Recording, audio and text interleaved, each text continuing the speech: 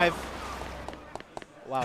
Now, wow, I did the intro and I was so excited. mixed. I got mixed hella hard. Welcome back to Boston BBB Beach episode 2025. We're here for some Street Fighter 6 Top 8. Are you guys ready for Street Fighter 6 Top 8? Beautiful. My name is Floki, and I don't have a funny one this time. What's up, Brad? Not much. I'm chilling. Yo, you gotta. This is how I know you didn't play Street Fighter 4 is you weren't ready with the delay tech. That was a Street Fighter 5 tech time. Dude, I was an O2er in Street Fighter 4 on the regular. When O2, O2, not the year, the score. Oh, 100%. But you know who has some that good also scores? shows my age. I hate so much of this. Please don't make me think about my age anymore. You know who has some good scores? These top 8 competitors. Mm-hmm. We have a beautiful bracket with some of New England's finest, and a lot of them are prepping for War Warrior a little bit later this week. Indeed. We have, I don't know if there's a bracket to throw on the screen for y'all just yet, but to give you a rundown on the winner's side, we have, yes, indeed, there is a bracket. SpaceBoy and Chris Decine on one end of winner semis, Mashed Potatoes and Ding on the other, and then sitting down in the loser side of top 8, Alex Smith versus Fancy Badger, and VashTS and Satorha. First of all, VashTS, one makes me think of Vash the Stampede. That's correct. I'm here for it. Yep, so that's actually what his name's based on. Is it? Yes. I wish you would have just said the whole thing because my second point was that many STSs all within one another. I feel like I'm getting myself tongue-tied the whole time. Yeah, so it's going to be a good one. Vash, one of our Connecticut locals, going up against Satorha. We saw Satorha have some incredible moments over at DIY 2025 this year with that insane ODDP during top 8. Yeah. That is just infamous. SpaceBoy obviously winning that event, getting that momentum that we're talking about. They're going to be going up against Chris Dean just a little bit. Mashed Potatoes, Modern Ken. I hope you're ready, chat. See, I don't always get to attend things as much as I might like. So someone immediately was like, okay, here's what you need to know about mashed potatoes. If they're not ready for them, they're going to look stupid. Yeah. Because the way that they play and the way that they lean into the tool set as it is available for Modern Ken, it can be the kind of play style that it takes you a moment to be like, what am I even dealing with? You get hit by a 10-ton truck a little bit. But yeah, circling back to speak to SpaceBoy, you were talking about winning at DIY. That was with the Mai, obviously just before the patch. Right. So the character's seen a little bit of change. I know still quite strong. Yep. I got to see them play to qualify for top 8. They are still on the Mai Shiranui. Okay. As of right now. Ding, we're talking about a 10-ton truck playing the Ryu. We have a Jury Mirror in top 8, as well as a Terry Bogard and an Ed to wrap out. I like the character diversity. It's going to be interesting to see the Jury Mirror a little bit later on. But our first match on stream is going to be SpaceBoy going with Chris Decine.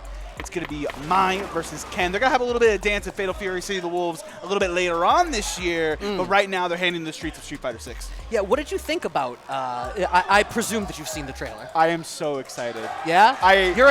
In case you don't know at home, Floki is a degenerate Ken player himself.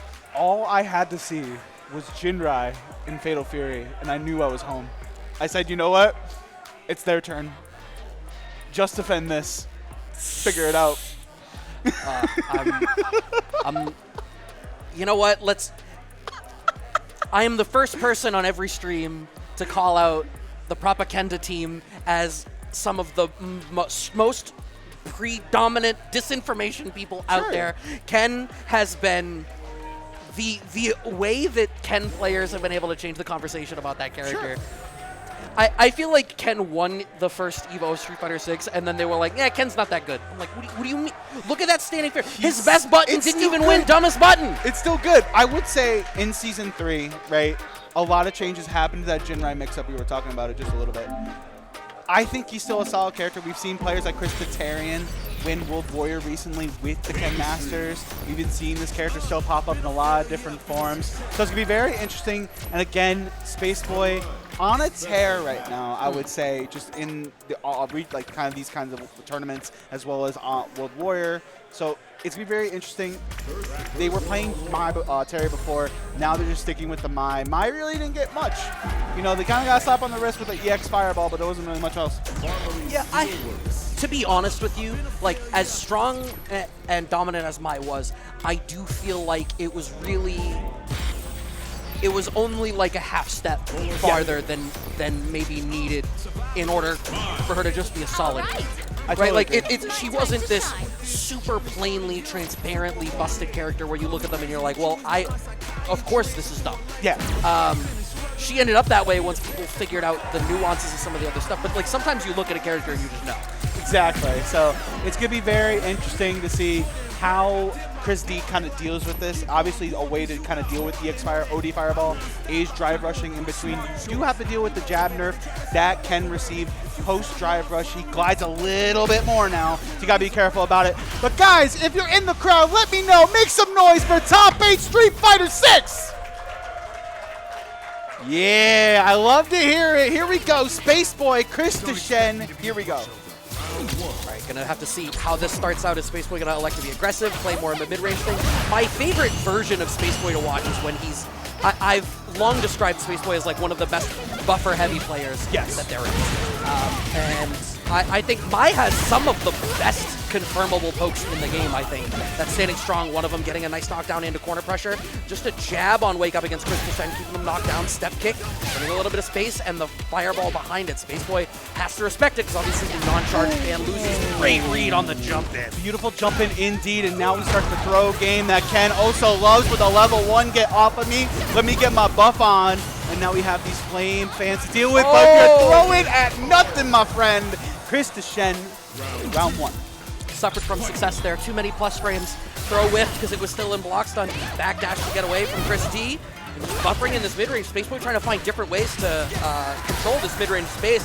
Deal with fireball and step kick. Plus frames again. It's been throw predominantly so far. Really trying to lay out the threat to set up the shimmies later. To get the crouching knee, kick the Triton through. Gonna bring him to the corner with the run Tatu edition. Suffered from success again. Yo, these guys just honestly making it happen. The overhead into level 1. We got the buff again. I like this choice. Not overcommitting with the OD Fireball this time around. Beautiful Shaq. Gonna take this all the way to the bank. No meter required. SpaceBoy. I like that. Again, just off of like a really solid buffer. And was that the DR jab that you were talking about? Right. So already seeing the benefits of that change. Oh, the jab checks. Yeah, SpaceBoy's desire to really establish this throw game. Oh, there's the shimmy finally. We bring it in layer 2. Layer 2 is engaged. Another level 1. I've been liking these choices by SpaceBoy, committing to level 1, even though level 2 literally makes her a rocket to go full screen. It's A-okay. Nice block on the overhead. Chris Decine trying to find an answer. There's that corner carry we're looking for. I think this is enough. If I did my math homework correctly, SpaceBoy 1-0 already. With fashion. I find myself, I wish I had like that rewind by 5 seconds thing, because I want to check, did he have 2 stocks or 3 when that happened? Because obviously, I mean, when Mai has access to level 2 and still has flame stocks, that's some of the most damage that she can put out as exactly. Yeah, so Chris D taking a little bit of time. Actually, no, it's SpaceBoy. I think he's just checking something, making sure all the pockets are filled to where they need to be. You know, making sure everything's in place. You can never understate the importance of being comfortable in the seat when you play. Oh, the closer it feels to you being at home in your basement and in front of your own personal setup, the more likely it is that all that muscle memory is going to kick. There's a reason that Tokido brought out the tape measure of SpaceBoy, having Chris D locked down in the corner once again, fishing in this mid-range, and I love the way that SpaceBoy is drawing out these longer range pokes from Chris D. Exactly, you making him force that stand fierce, but beautiful, threading the needle with the crouching medium punch off the OD Fireball. SpaceBoy looking full control right now. Right? And like that feels like, at least for Ken, that feels like it's maybe a little bit harder to whiff punish in that spot. I wonder if her box lingers long enough for a low forward whiff punish to a standing strong. Right, level 1's getting engaged right now. You do have the flame stocks if you need it, and I just love how SpaceBoy kind of manipulates space with crouching medium punch, gives them a little bit of an inch to work with. Full confirms here into the sneaky impact. This is gonna do a ton of damage. It's gonna be a perfect on top. That's another example of like I wasn't thinking about the flame stocks. I wasn't ready for that one to kill. It did a little bit more of a chunk. I also there's something just a little, I'm gonna say, mean about drive rush into DI. Like, you gotta test the reactions. Listen, you got to the stage at top 8. I'm gonna put up everything on the table, and you gotta figure it out. SpaceBoy putting it all on the line right now. 2-0 in this set. The buffers off of standing strong once again. Such a great confirmable button. Oh my god, technical foul. Okay. Low forward in that spot clips, get the side swap. Chris D. Okay. I think again, these buttons that we're seeing SpaceBoy commit to time and time again have been paying off in dividends. Good parry on the fireball. Neutral jump. Was looking to try to check like a step kick or a rush kick. Oh my god. What was that, fierce? That is definitely fierce. And look at the damage overall. It has enough time to parry out the OD fireball at that point. Okay. Gonna bring you to the corner. Max corner carry. I would have expected a safe jump when you open the double dash setup. It's not going to matter. Jab check, and just like that, SpaceBoy on set point. Looking to make this clean. Yeah, listen, you've been talking about it. SpaceBoy's been very dominant time and time again, you know, in Street Fighter V, now in Street Fighter 6 Season 3, really putting on the hurt with my Shiranui, and you just see Chris D's been in this same spot all game. Well, and that's what I was going to say, that last round when Chris D managed to get a knockdown and a little bit of corner control, it had been a rare occurrence. Throw loops. Uh-oh. I hope you like this for Oh, breakfast. that's rude. Hey, Brad, what do you like for breakfast? I like me some throw loops. I like me some throw loops, please. Another one, Saya. This time punish counter edition, and that'll be just enough for SpaceBoy. 3-0. Giving us a well and fair balanced breakfast for everybody in chat to enjoy.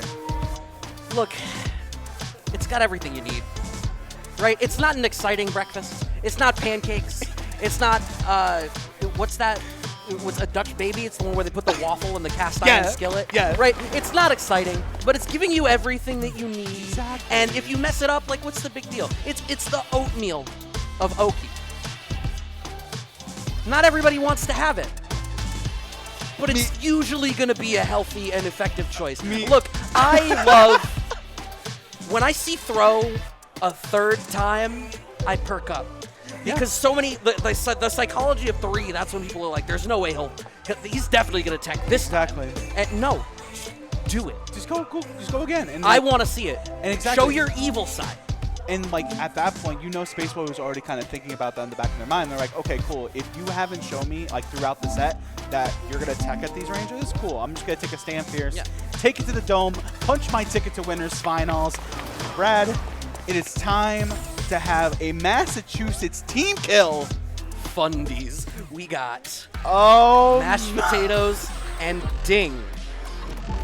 If you've never seen Ding play a game of Street Fighter 6, you are in for a treat. This dude hits like a truck, makes you think about everything in the book, and then he goes entirely left field. It is in with authority how he plays his character, and Ryu has only gotten better. Oh yeah, I mean, see, like it says Fundies, it said Fundies on the screen for a bit, but like Ding was a player. I mean, playing Ryu still in even year 1, right? And at a time where I think Ryu always had the damage to really blow you up for making a mistake, but he didn't have quite as many opportunities to do so. Right. Like, I don't know.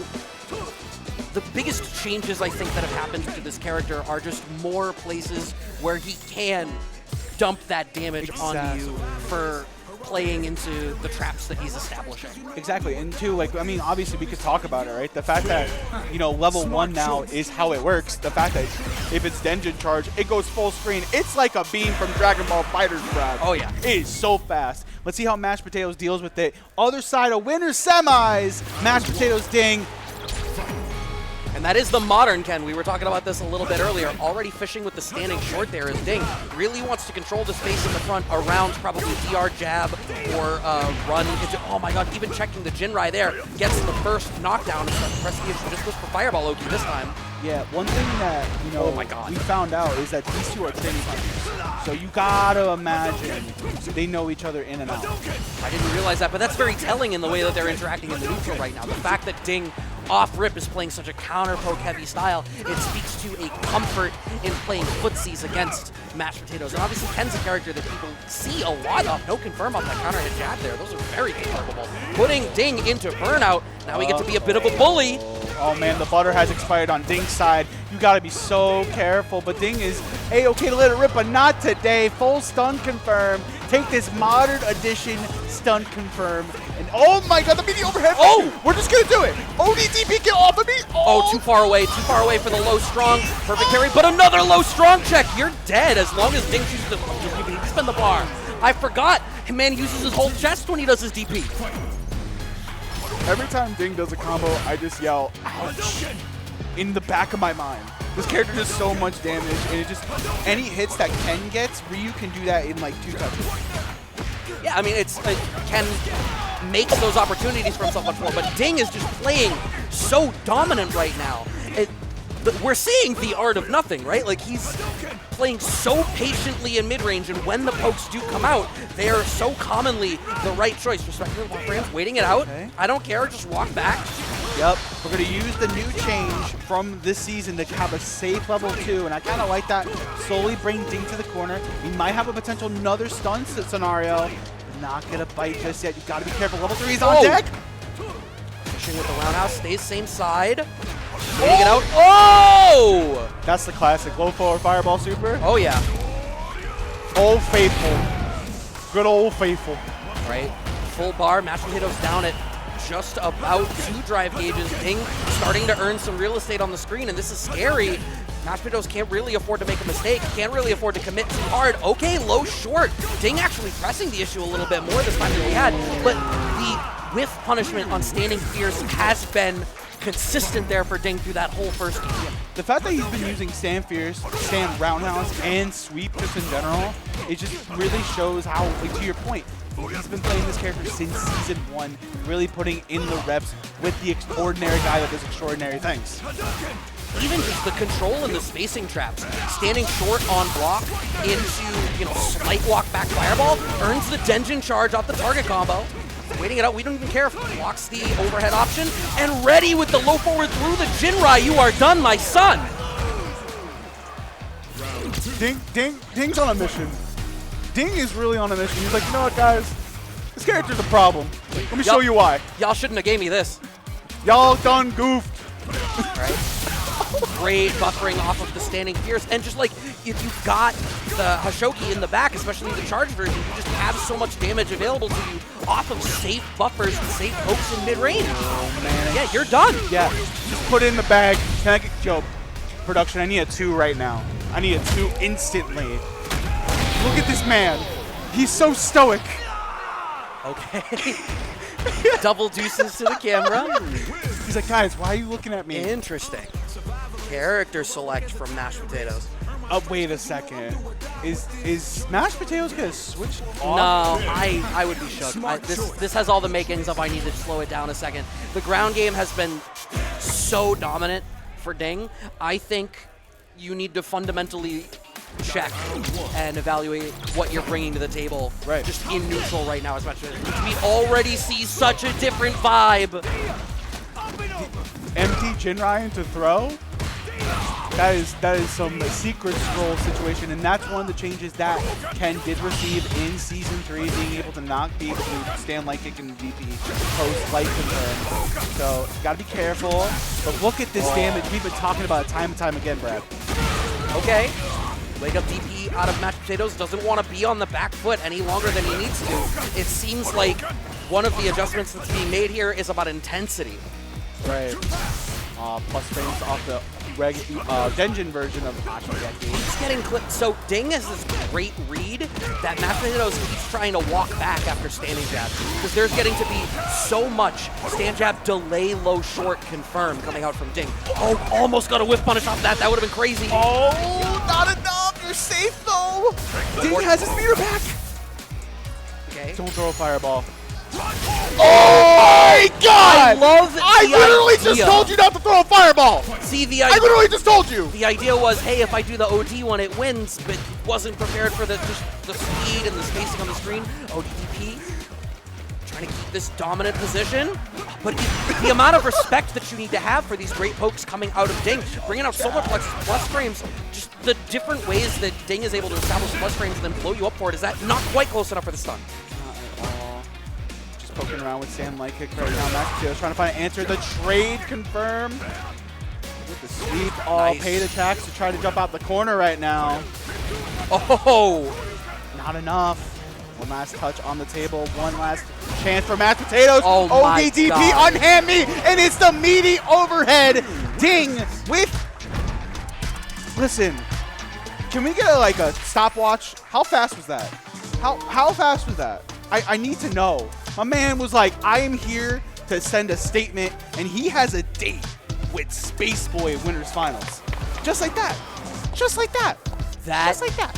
Offensive ODDP made me feel gross. It's not often you see the Ken getting blown up by the Silver Ken. Here we are. Hey, great performance, and really highlighted just the hit confirms coming out of Ding. Right. Combined with the knowledge of both the character and player matchup, really just brought that top to bottom. Right. It was so dominant. The spacing traps that were being set up off of standing short, off of standing fierce. I don't think there was a standing fierce on hit that got missed. No. And when Mashed Potatoes started to bring out a little bit more intensity and try to make more opportunities for themselves, play a little bit faster, it started to work, but we also saw some sloppiness in that. There were a couple of counter hit jab into nothing, low short into nothing, in spots where it ought to have been confirmable. Right. So he was already hard thinking about I'm establishing a layer additionally here and not preparing to follow up on it. And I think when you're playing at that pace, you really need to be ready on the buzzer to get that knockdown and cycle things back through again. Yeah, and I just think the way that Ding plays this character, we were talking about before, I've been playing it since Season 1. Mm-hmm. You know, the way they're so confident in their spacing. With things like sweep, you saw how many times he just punished with sweep. That is insane.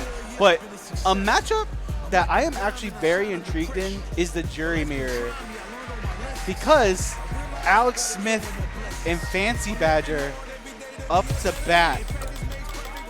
And Alex Smith has played this mirror a ton with Kite. Shout outs to him. Mm-hmm. The way Alex plays this, listen, he's been around for a long time. He's played Street Fighter 4, Street Fighter 5, Guilty Gear. He just won Fatal Fury earlier today. Yep. So it's another day in the office for Mr. Alex. Yeah, I mean, so when I first started coming out to tournaments, way back, we're talking 2010, 2011. Damn, that hurts, so that's way back. But anyway, I remember turning on Majors. It was right when we were starting to stream Majors every weekend. Right. And seeing Alex at all of them. And I remember being a little bit surprised because I didn't know that people traveled like that. Right. And Alex was really the first person that I saw that was oh damn, there's people that actually go to every single one of these. And then when they do, they sit down to play a Jury Mirror. That was almost choreographed. Yeah, absolutely. But, one thing I love about mirrors is the way, you have to think about how your character adapts to themselves and, how you have to manipulate the neutral and what tools I have in these situations. And right now, we're just seeing Alex just put on a clinic and immediately get a stun. Yep. Gets the extra Fuha store to get as good a combo out of this as they can. Okay. Frame kill. Oh, no. Corners himself. No whiff punish there. Waiting it out. I can't help but feel like that might have been a range where Jury's could have caught the neutral jump. There's a lot of horizontal coverage on Jury's uppercut, but still manages to close out the round with the perfect no DP there. Yeah, not at all. Fancy Badger going to take the knockdown now. Get the break and nice use of OG Fireball. Going to get the level 1. Are we going to burn it? No, we're going to save it for a rainy day. Just so we have this for later on. ODDP, get off of me. Okay, straight trade situation off the low forward versus standing forward. Really fishing in this mid-range right now. Okay, we saw that same interaction in the previous round, but this time Fancy Badger had the timing right. Gets the dive kick into the knockdown. Yep. Nice use of counter hit addition of crouching medium punch, and now we're going to take a full confirm. And Alex Smith is going to give him everything. Into knockdown, I would guess, right? Oh my god, we're actually burning everything. We're really hoping to get some great stagger pressure off of this. That's the problem, is the level 1, but the combo that connects, or the button that connects, I'm sorry, doesn't work. No! Alex, come on! Okay. It was a happy little chip situation into a happy little game 1 for Alex. Everything is fine. Right? Yeah, no DPs again on the jump forward. Super meaty connection there.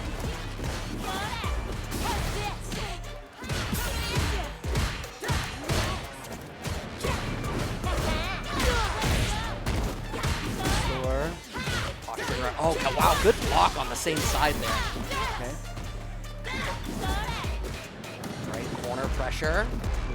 Out, stand fierce, E into DP, beautiful stuff. Uh-oh. No whiff punishment again. There's a lot of flailing happening in this mid-range. Does Jury not whiff punish herself very well? I guess so, but also, I Fancy Badger, you know, these two play a similar character. I think Fancy Badger's up 1-0 right now. Right, I was going to say, like, I feel like the stuff just switched while we weren't looking at it. There's so much Jury. There's so much beat. All right. Uh-oh. Connect. Not enough. Just barely not enough. Okay, setting up shop. Into the drive rush, delay, crouch medium punch, beautiful stuff. Okay. Right. Jab trade works out there. Yes, indeed, it was Fancy Badger on the P1 side. Thank you for the correction. Appreciate it, appreciate it. Okay. Tons of plus frames. I feel like that's one of the things Alex does really well in general is I think he's really good at playing that mind game around like stretching every little bit out of a frame advantage that he can. He really does. Like, I was watching them play their matches to qualify, and the way they thread the needle with this character, but what happens when you get wake up level 3'd on, Brad? The great equalizer. I asked for a replay feature earlier. I guess we're getting it.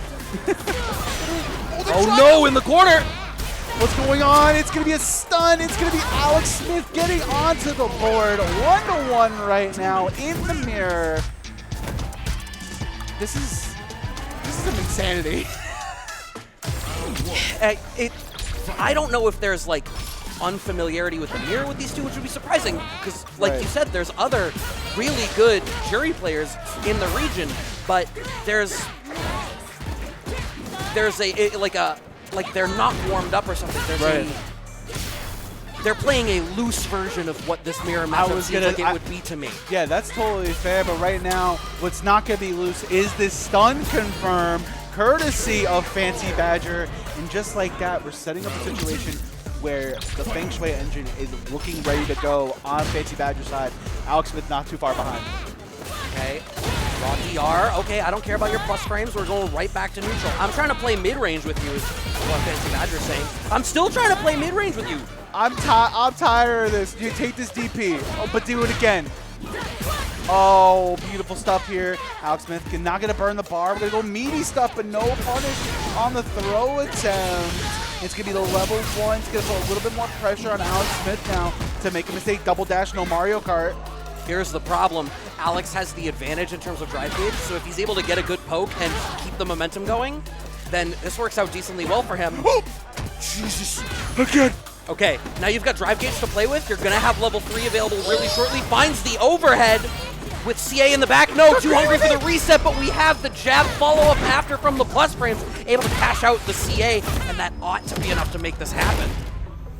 Yes, indeed.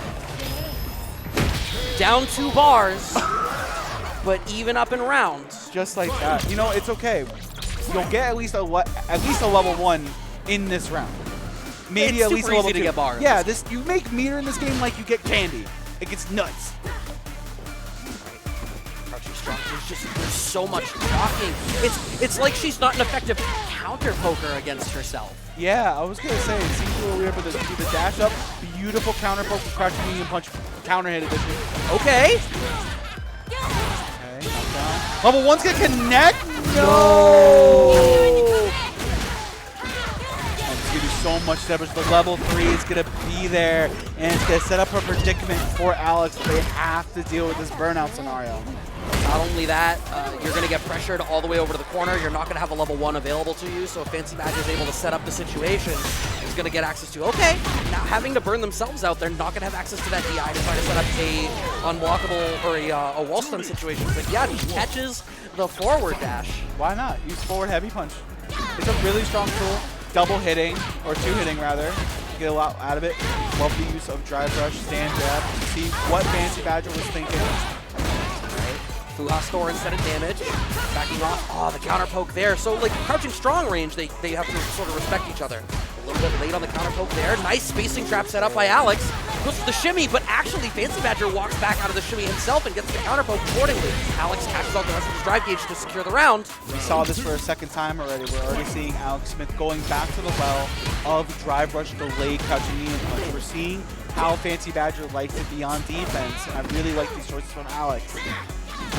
Okay, flipped by the step kick. Oh. Okay, punish counter addition of throw. Fancy Badger got the momentum. The engine has been revved. Gonna take a full confirm here. Absolutely knockdown, inbound, ouch. Oh. What do you mean that worked? So if he counter DI, I think he still would have died. I don't know.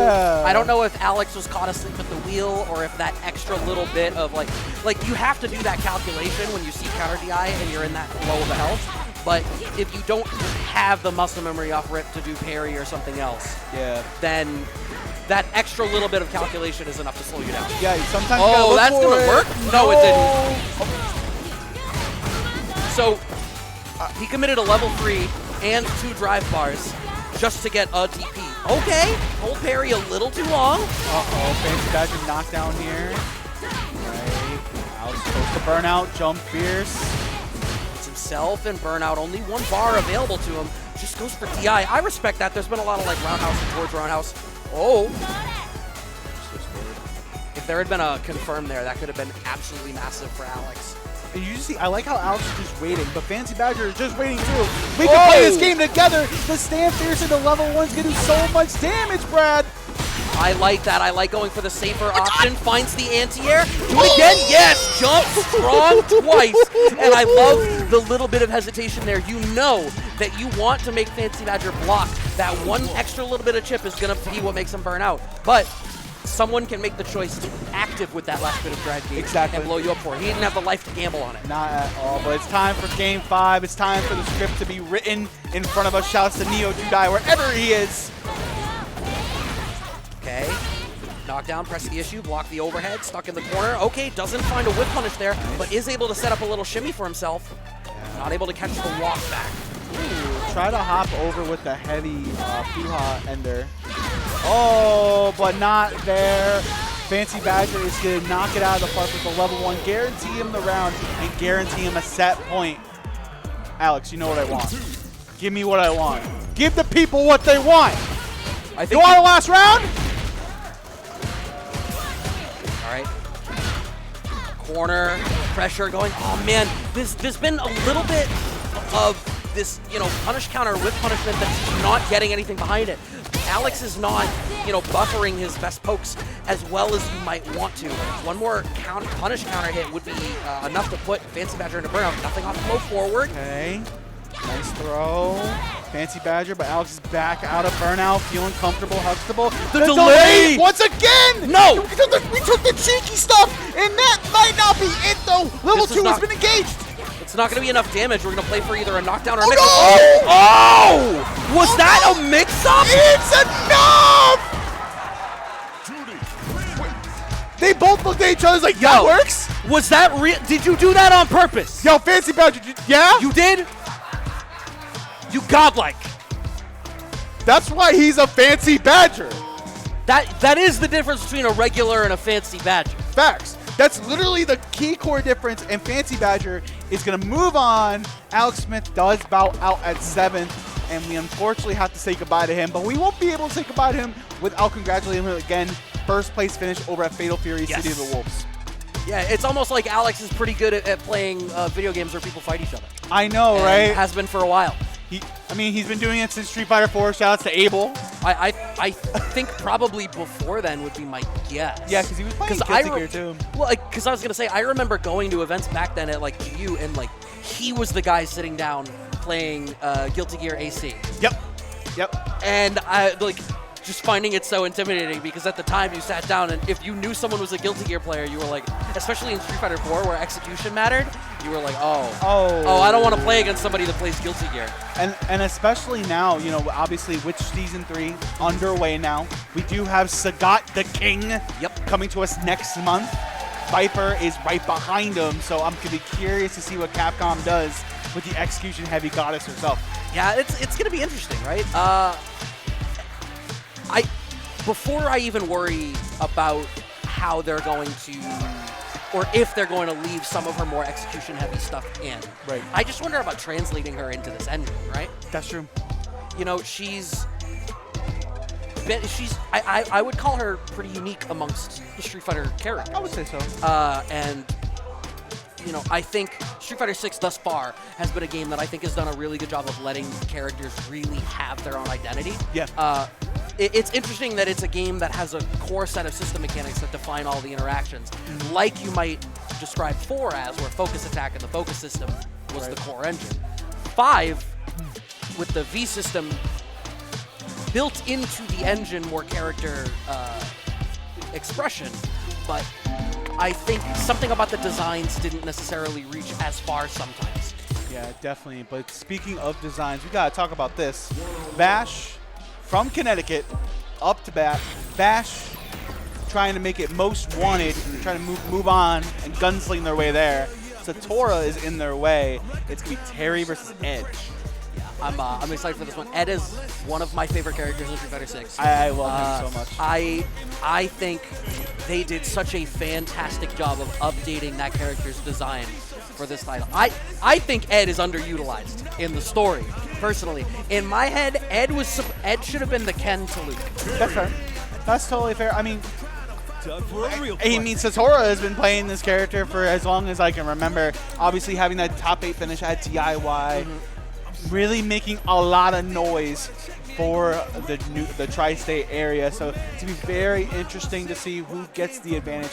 Vash has played me a lot in this matchup. Okay. And the way he kind of manipulates space with things like crouching medium punch, stand medium kick, stand fierce, really trying to use that grounded fireball in a way. It's going to be interesting to see how Satorha messes with that. But honestly, Ed got a beautiful amount of changes in this season. Granted, the fact that Flicker now can be able to be canceled into Duck is a beautiful change. Let's see if Satorha uses that. Loser side, top 8 action, Satorha, Vash. Here we go. Yeah, I'm immediately intrigued, right? Because I feel like one of the things Terry does really well is set up spacing traps for himself. It's very innately built into his kit with a lot of how some of his combo routes and target combos work. But Ed always has access to standing short and crouching short. It's one of the best mid-range counter pokes in the game. And the fact that you can confirm it and then get that target combo to get back to range 0, so important. A strong start here for Vash, though. Yeah, one thing you have to be looking out for in this matchup too is crouching roundhouse from Ed. A really far moving normal as well, and you can drive rush cancel off it. So it's a really strong thing that you can be doing at any moment of time. And right now, Vash has the corner control, but Satorha gets out. Okay. Keeping that block string tight, but so far these low pokes have been a real problem. Low forward is being a big issue. There's that crouching roundhouse you were speaking of. Get the knockdown, press the issue.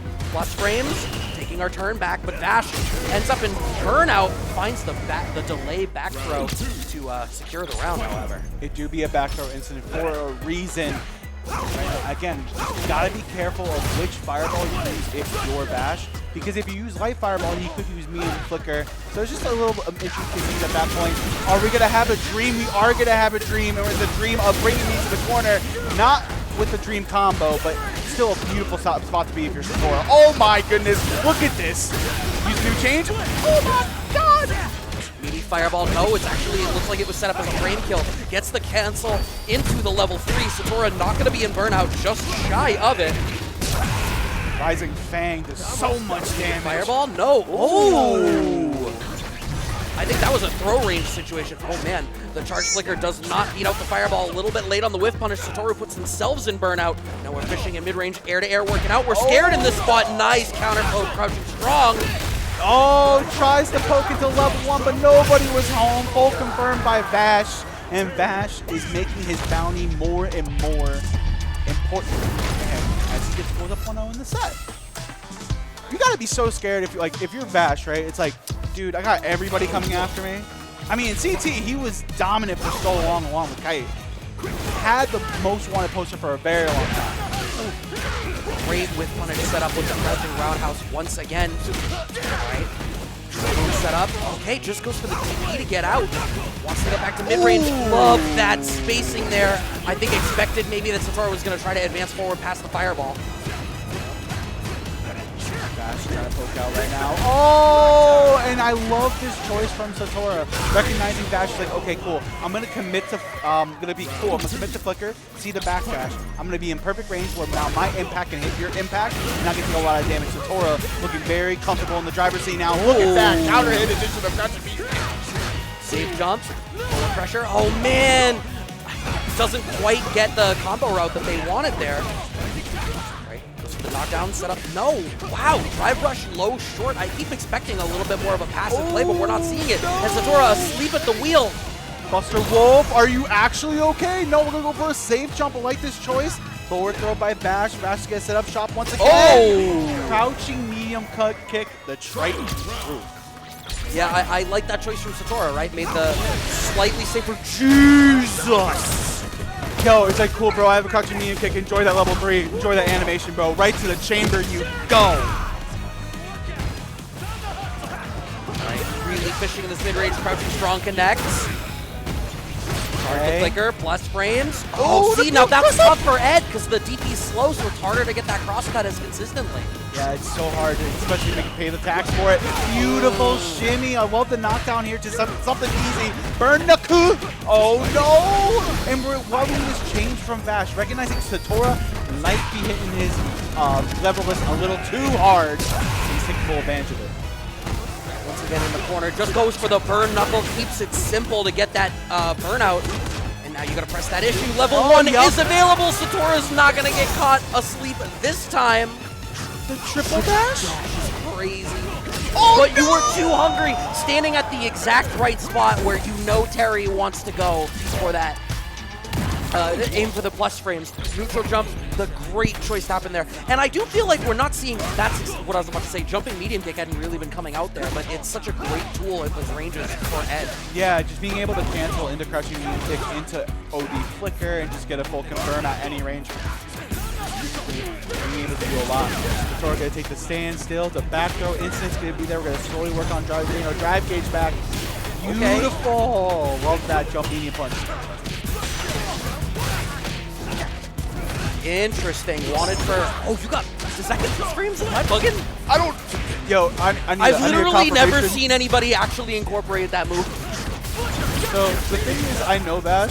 Vash has some crazy mix-ups, crazy OP situations. He thinks of everything in the book, and that's what I love about Street Fighter 6. Being able to use the full kit of a character to its fruition, it's what's all about. Oh, no, not ready. That's a pretty confirmable button on its own. Still too far away. Both in burnout, but so Satorha with a little bit of initiative. Big jump in, gonna be enough. Yeah, doesn't even need to cash out the bar. Has the HDP ready in the back. Satorha looked at Vash and was like, "You're mine, by the way. I want that bounty." Nice parries, but recognizes the parries coming out. He's starting to establish a little bit of tick throw. Puts with the low. Keep setting up those situations rather than going for the knockdown or going for damage. Once that standing strike throw situation. Yeah. I really do like that. Don't confirm out the forced knockdown, but that's A-okay. This is gonna hurt so bad if he gets the actual confirm. No, but it's okay. We're gonna take a little bit of half-life. Forward throw is gonna be there. Slowly bring Vash to the corner there. Oh! Caught you jumping! Satorha! Oh, Satorha! Did the actual confirm of the double drive rush? Oh my goodness. You know what? Satorha has been on a tear as well. We were talking about SpaceBoy before. I feel like Satorha has been on the come up, especially in this region, just putting in a lot of work with his character, and it's showing. Mid-range working out really well. A little bit too far away for that jumping medium kick. That clipping with the low, that low short carry is just so misleadingly far. It's so far. Forward throw is going to be there. Satorha trying to close the door on that. Oh, see?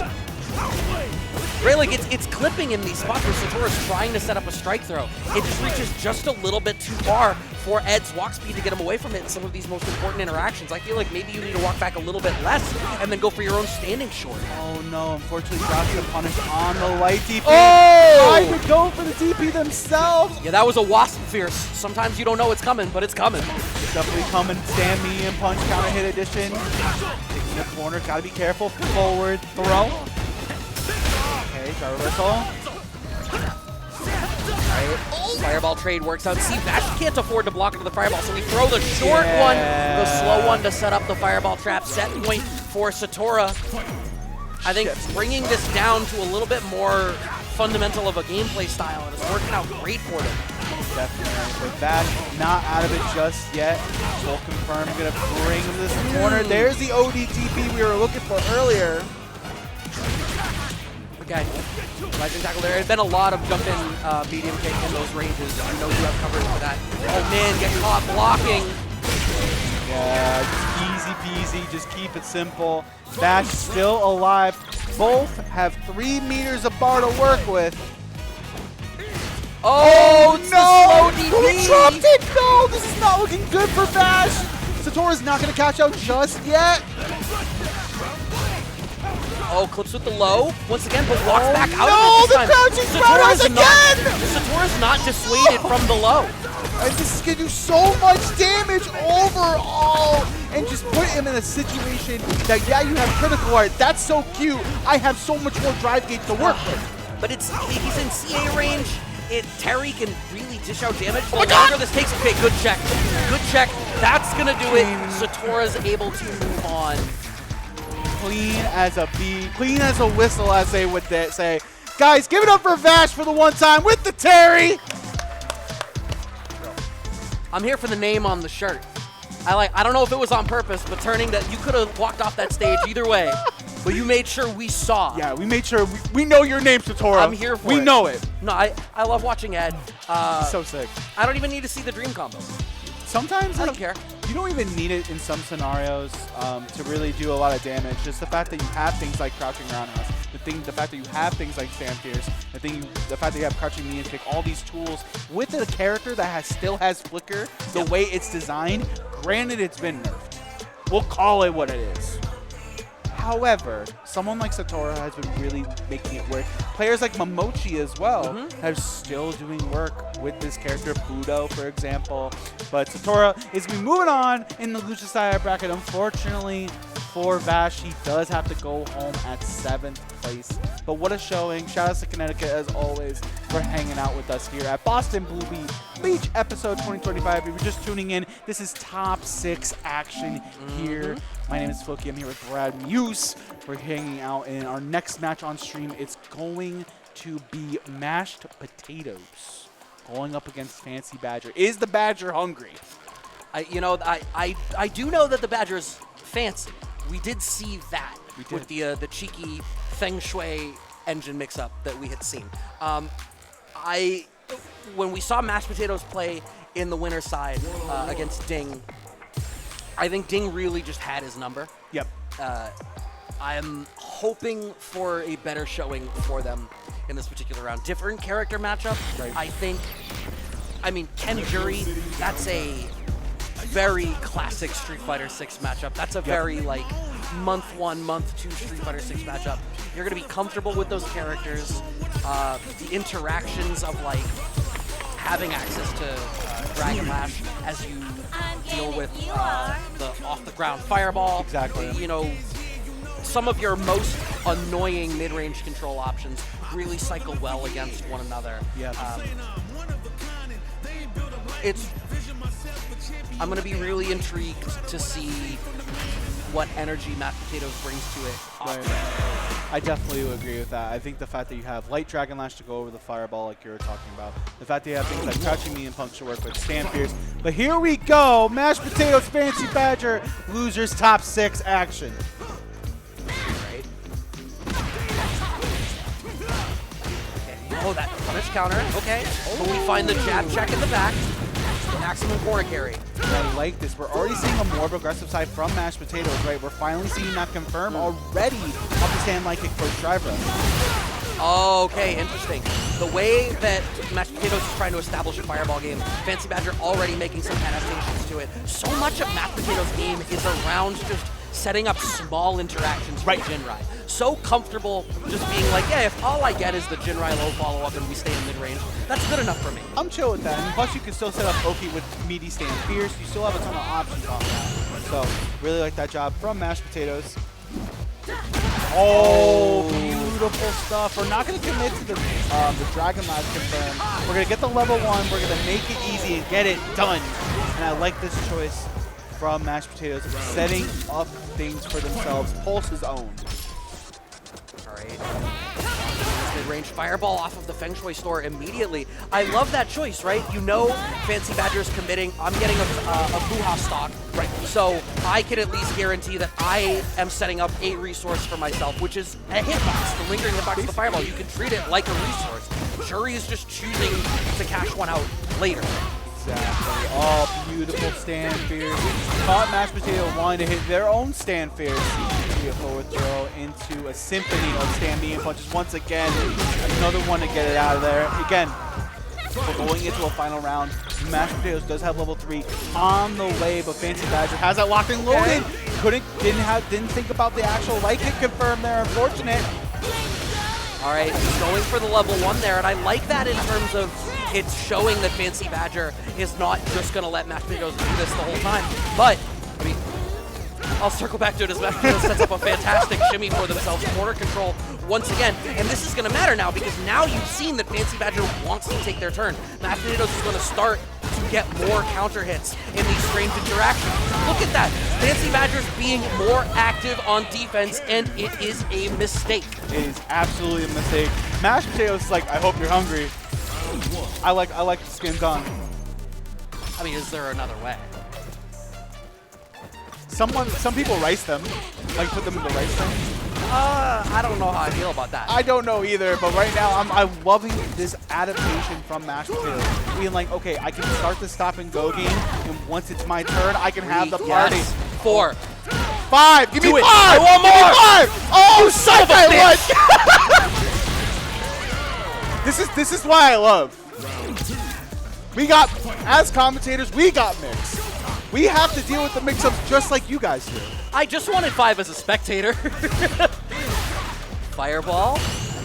Oh, nice jump from Fancy Badger. Okay. Beautiful. The stop sign.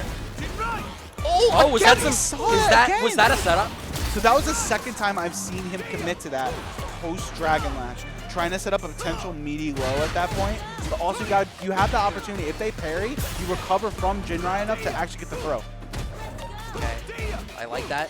Choosing the lower risk options, just trusting, yeah, whatever, I'll be -2, -3, but I'm at a range where I feel comfortable. Finds the uppercut again. I'm gonna keep setting up this situation. Enjoy burnout. Enjoy burnout. Enjoy I was just there. It's a great neighborhood.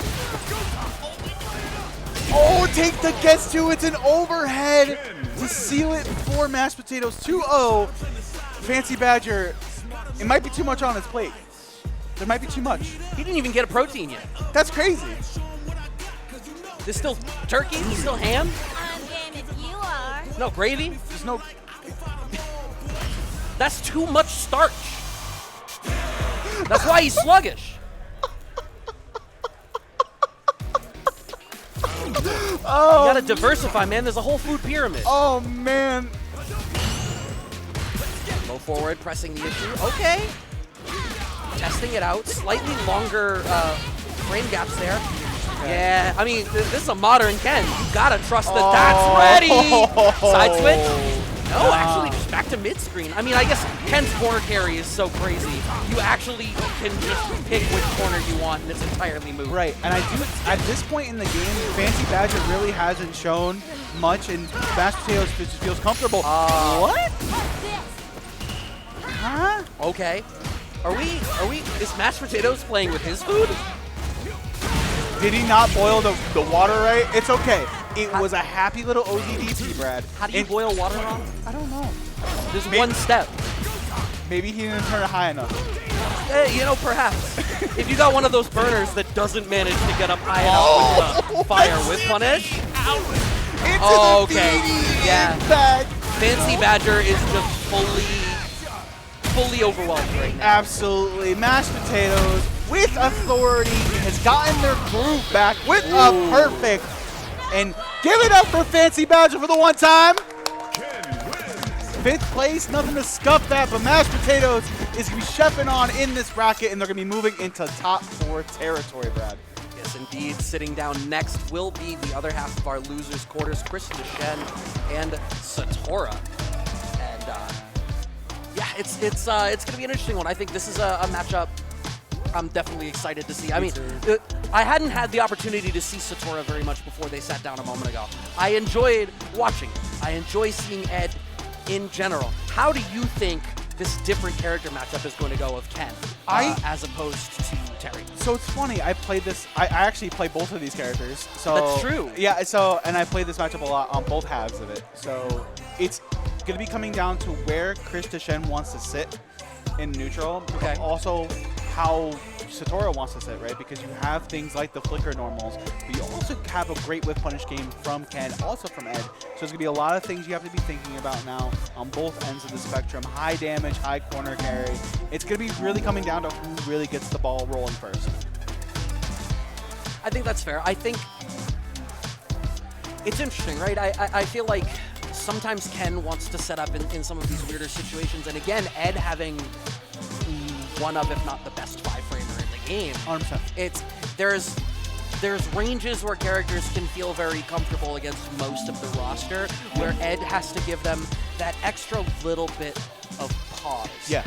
And we saw when Satorha sat down earlier, that respect in that range gives Ed a lot of leeway to be able to walk back. Right. And in the Terry matchup, Terry's low short really shined in that spot because it went so far. I think Ken is going to instead have to commit more to the low forward, and just the way that that's more committal, that 5-framer is inherently a little bit stronger there because it's going to be a better check against a low forward than a low short. Yeah, I mean, his stand short is also very, very strong from That's Ken, true. so you can also use that in that kind of range. Also, crouching me and punch, even despite the nerfs as well, to that button as overall. Yeah. Well, I suppose like standing short, yeah, great counter poke, but you're not getting the same coverage of blowing up a walk back. That's fair. That's totally fair. Right? So, Like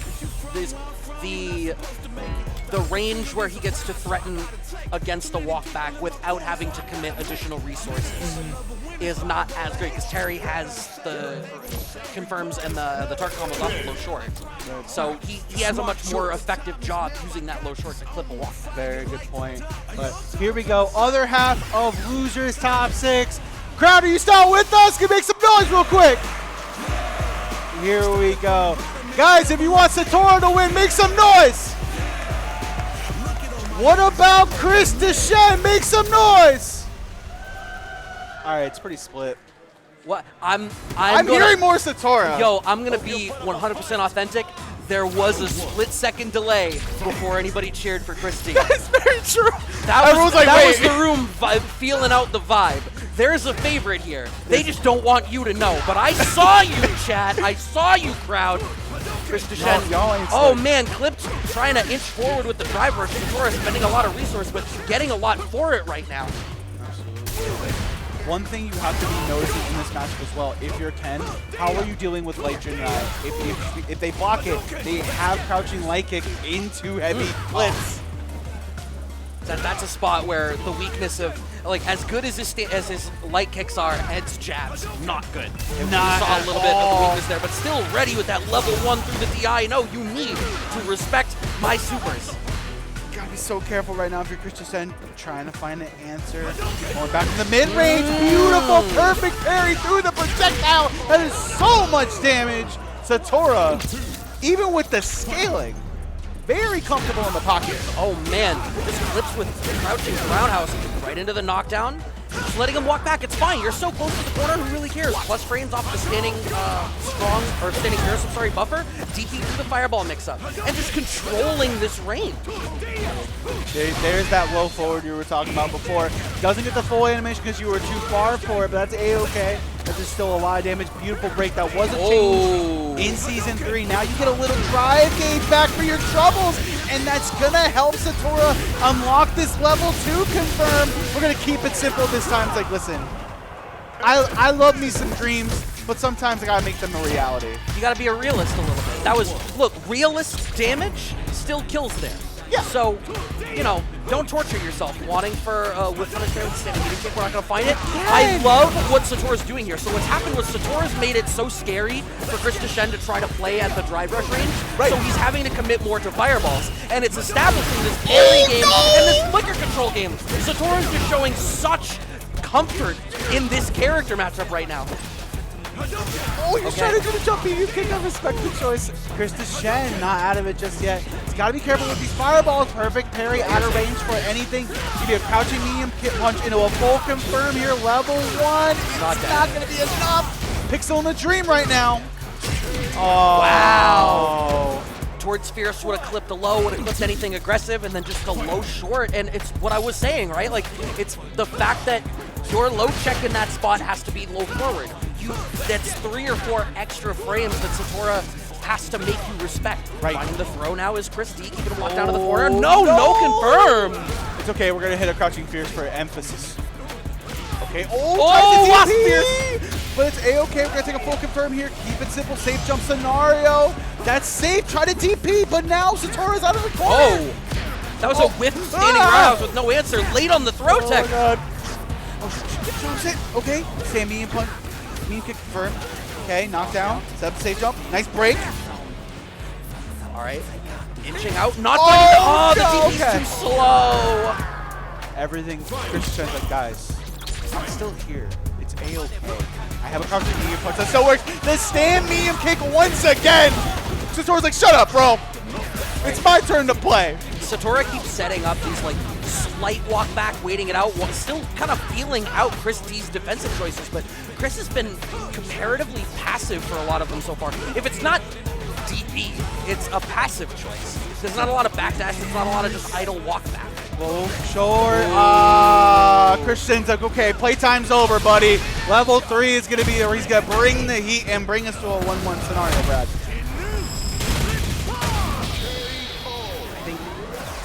Important adaptations there. Less fireball was certainly part of it. I also think like going to the air seemed like it was kind of valuable there because there's an intensity that's happening on the ground where if you start repping the air approach, Satorha needs to stop committing to the mid-range control buttons quite as well. And you combine that with the fact that you're obviously seeing Satorha's a little bit slow on the anti-air DPs. Absolutely. Love that from Christy. And now we're seeing the fireballs come back to fruition, but that jump meme kick we were talking about, it's not going to matter. The impact's going to be there. Keep it simple. Run DP. If it ain't broke, don't fix it. Going for raw damage. Once for the mix-up situation. Not going to get it. No, asleep with the wheel is Chris D. Level 1 will kill, right? Yeah, level 1 is absolutely going to kill. Satorha's going to use all of those changes that he got in Season 3 to the fullest. Oh, God, I love Ed. I'm not trying to be biased. Run Tatsu's gonna be there. One thing that, I was about to give him credit for it, but I was gonna say one thing Chris D is doing is making the choice to go second more. It's a lot less active in the mid-range, a lot more waiting out to try to earn some advantage after Satorha's committed to a choice. Jump, right.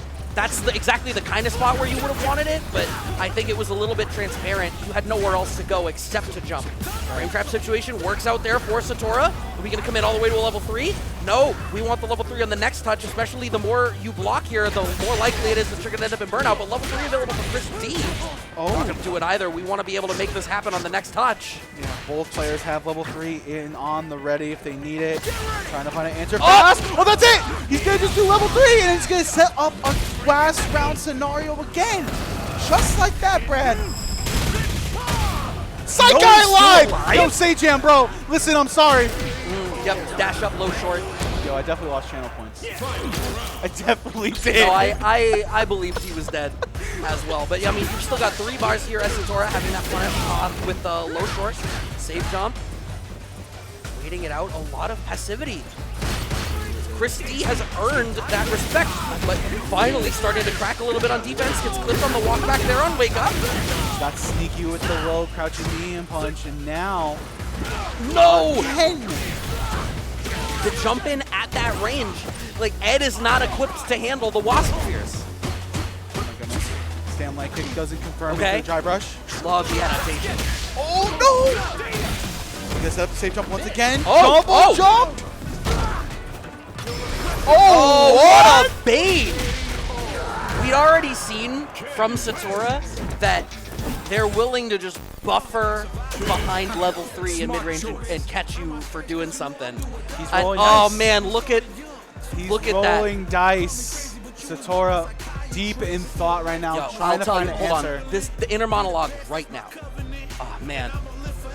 Man, I feel just so, he's in my head. What do I do? Oh, man. What do I do? Okay. It was going great, and then it wasn't. What happened? How can I fix this? I need to do it for the people that don't believe in Ed. I need to do it for everybody. I need to simply commit to the dream. This bit's been going on a while, commentators. I can hear you on the stage. Please, if you have an answer, you can tell me. It's okay. Okay. All right, I'm ready. All right. It was a color change. Maybe this is the final form, right? He's like, okay, playtime's over. Purple Satorha. It's like Omega Regal or whatever. Oh man, here we go. Satorha, last legs. Krista Shen, 2-1 right now over Satorha. Now we're seeing the adaptation. We're recognizing where Sam medium kick is from Ed, and we're waiting and drive rush jabbing. Beautiful stuff by Chris D. Yeah, Chris D has just gotten that feel for where Satorha is going to try to play on mid-range. It took that first game. Chris D took that loss in the first game, really had to get a sense for where Satorha is going to be active, and now we're seeing Chris D trusting his reactions, going second and getting a lot of mileage for it. Safe jump, passive choice on wake up, okay. Nice. Finishing out with a little bit of a cheeky setup and going for the OTPP is going to cost him. Satorha gets around. Satorha not out of it just yet. He is bopping in his seat. That's when you know if my man is ready and willing to make it happen. Okay. Oh, okay. A little bit more active of an offensive choice. Waiting it out. Okay. Yeah, I think leave him less space. Smother him a little bit. That was working for you. Fishing with the roundhouse. Okay, wait. The jump is going to come. Except it isn't because I said it. Oh, okay. You're okay with that, actually. You see the buffering of the level 3? It was happening again. It is daring Chris D to throw a fireball. Clipped by the low forward. How far is Chris D going to take this? Did he drop it? I think maybe he just didn't want to. Maybe he wanted the frame trap, the mix-up situation to be able to cast out for better damage after. And then if you get the level 3 on the next combo, you guarantee come out of it outside of burnout. So the run also wasn't canceled. He just got the recovery, but that's a long time to deal with it. And that's the momentum Satorha had. He's starting to smell blood in the water. He's going to set up the medium push, set up the safe jump once again. Okay, jabs. We're seeing Satorha sort of realizing, all right, cool, I can't trust Ed's uppercut in these situations. Making the choice to go for air-to-airs or stand jab anti-airs in these cross-up situations. Punish. Beautiful stuff into post, punish, counter, additional stand heavy kick. Bad jab. Okay, nice break. Satorha not out of it just yet. Oh. There's the overhead, and he's going to max this confirm out. Absolutely. Chris Decine, set point. Just about 3 bars for both players. Finally gets an uppercut, but think about how early he had to hard commit to that. Too late on the jump in. Nice whip punish there with the standing medium kick. Knockdown. You would love to secure this round without having to spend a bunch of bar. Not at all. Forward throw once again. Another one. We have a pseudo throw loop still. Oh! Okay. Commit to the level 3. Chris Decine. Still work on that drive gauge more than anything at this point. Drive rush into what's it going to be? Are you going to force him to block or no? Just backs off? No. Okay, fireball. I get it, but I don't love it. Oh, but you see Satorha's meter slowly starting to come back already. Drive rush, delay stand, medium punch. Okay. Starting to add up. I see you, Chris D. He's trying to leave these spots, forcing Satorha to want to walk back, earn some space. No! The fireball! Oh my god. The fact that the first loss of the set for Chris D was misutilization of the fireball, and it comes back around full circle, and the perfect utilization of the fireball is what clinches it out. Way to demonstrate your growth through the matchup. Absolutely. But guys, do me a favor. Round of applause for Satorha. Well played. 5th place, nothing to scoff at. But that sets up our top 4 as follows. So SpaceBoy and Ding are waiting in winners finals. Losers semis. We started this top 8 with a mirror. It's gonna be a Ken mirror with a twist. Modern versus classic. Yeah, so you know, we can finally put that argument to bed. I think if there's somewhere that it's going to be settled, it's going to be right here. The bracket before you, SpaceBoy and Ding, winners finals, as you had said. So, yeah, my Ryu, Ken. I think, but before we get to that, I am seeing producer voice of God, if you will, is telling me that we are going to be cutting to a brief break. But first, Floki, have I ever told you what Wasp Fierce is? No. I feel like I say it a lot, and I've never explained to anybody what it is. It's white Anglo-Saxon Protestant. Anyways, with that, we'll be right back with more Boston Booby Beach episode 2025. Keep it with us!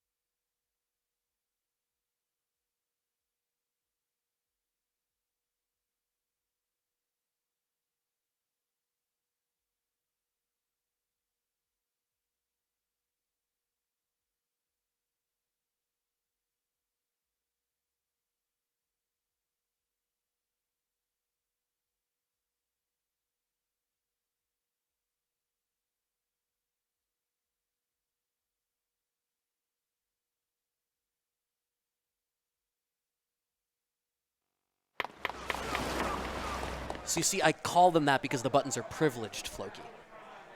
That's where it comes from. Anyway, welcome back to Boston Blue Beach episode 2025. We are here with your top 4. I am Brad Muse. Joining me is Floki, and we have some exciting matches here to round out our top 4. Why don't you walk the people through it? Absolutely. So winners finals is going to be SpaceBoy going up against Ding. It's going to be Jersey going up against Massachusetts. And then on the loser side of things, Mashed Potatoes, the modern master themselves, will be chefing up against Chris Decine. Modern Ken versus classic Ken on that side. You know, I'm really disappointed that I just put together that, you know, mashed potatoes makes you think mash, and then it's a modern Ken. It all comes full circle. It's all part of the same identity. Oh, what is this? Listen, it wouldn't be a Ding tournament without the cat. If Ding was not on the stream and I did not, if he was on the stream and I didn't see a cat, I would be concerned. Ding, I love you. All right, so we're going to be seeing Ryu versus Mai. I'm going to be intrigued here how this is going to go, right? So we saw in SpaceBoy's winner side match between Standing Strong and Standing Fierce how good a job he did of being able to follow up on those pokes. I think she has some of, like I said, the most confirmable mid-range pokes. Right. But Ding's ground game, so solid.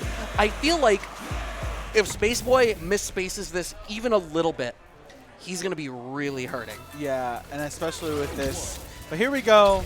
Winners, finals. It's going to start with a button check. It wouldn't be...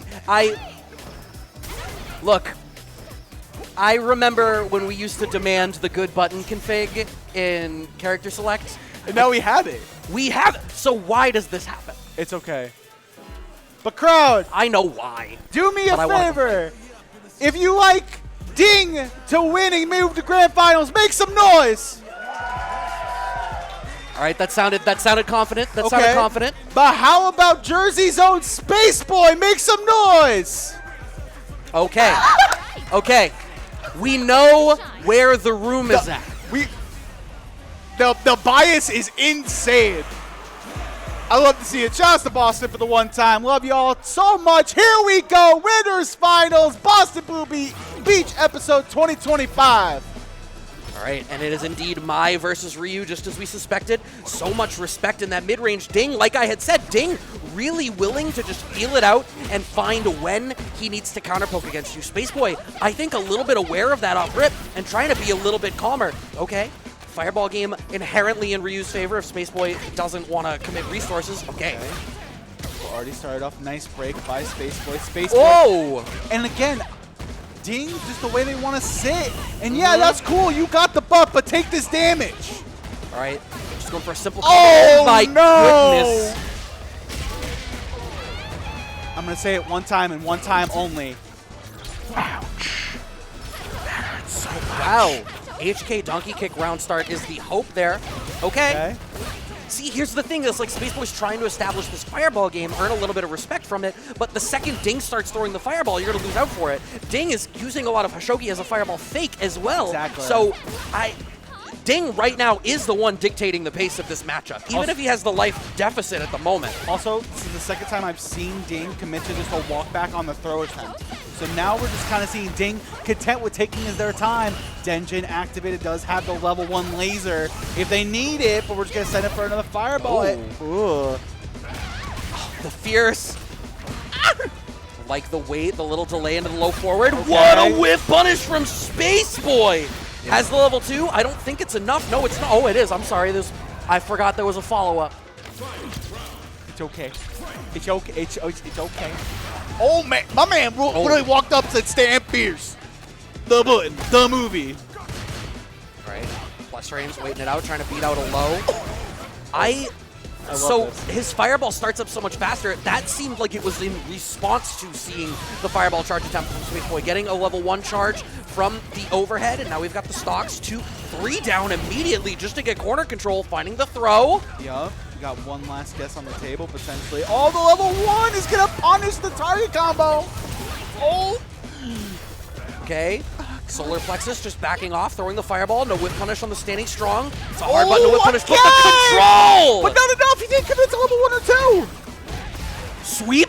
We take that trade, actually. We're pretty okay with that as Ding No, clip by the low. You're too far away. Just walking back. You already highlighted. He's so cool. Just walking back. He's on a burnout. Oh! Overhead. A little squash to that little overhead. That was.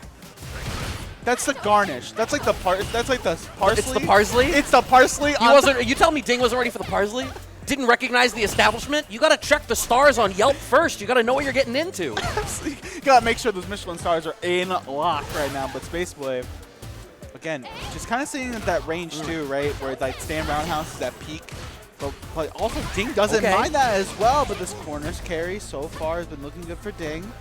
Okay, still not quite finding the punish. You can see that Ding is trying to feel out when and how is SpaceBoy going to poke. When do you switch from fireball to button so that I can start to play my whiff punish game? He's having a little bit of a hard time finding it. Jump in over the fireball. SpaceBoy is able to get the fire stocks available for them now.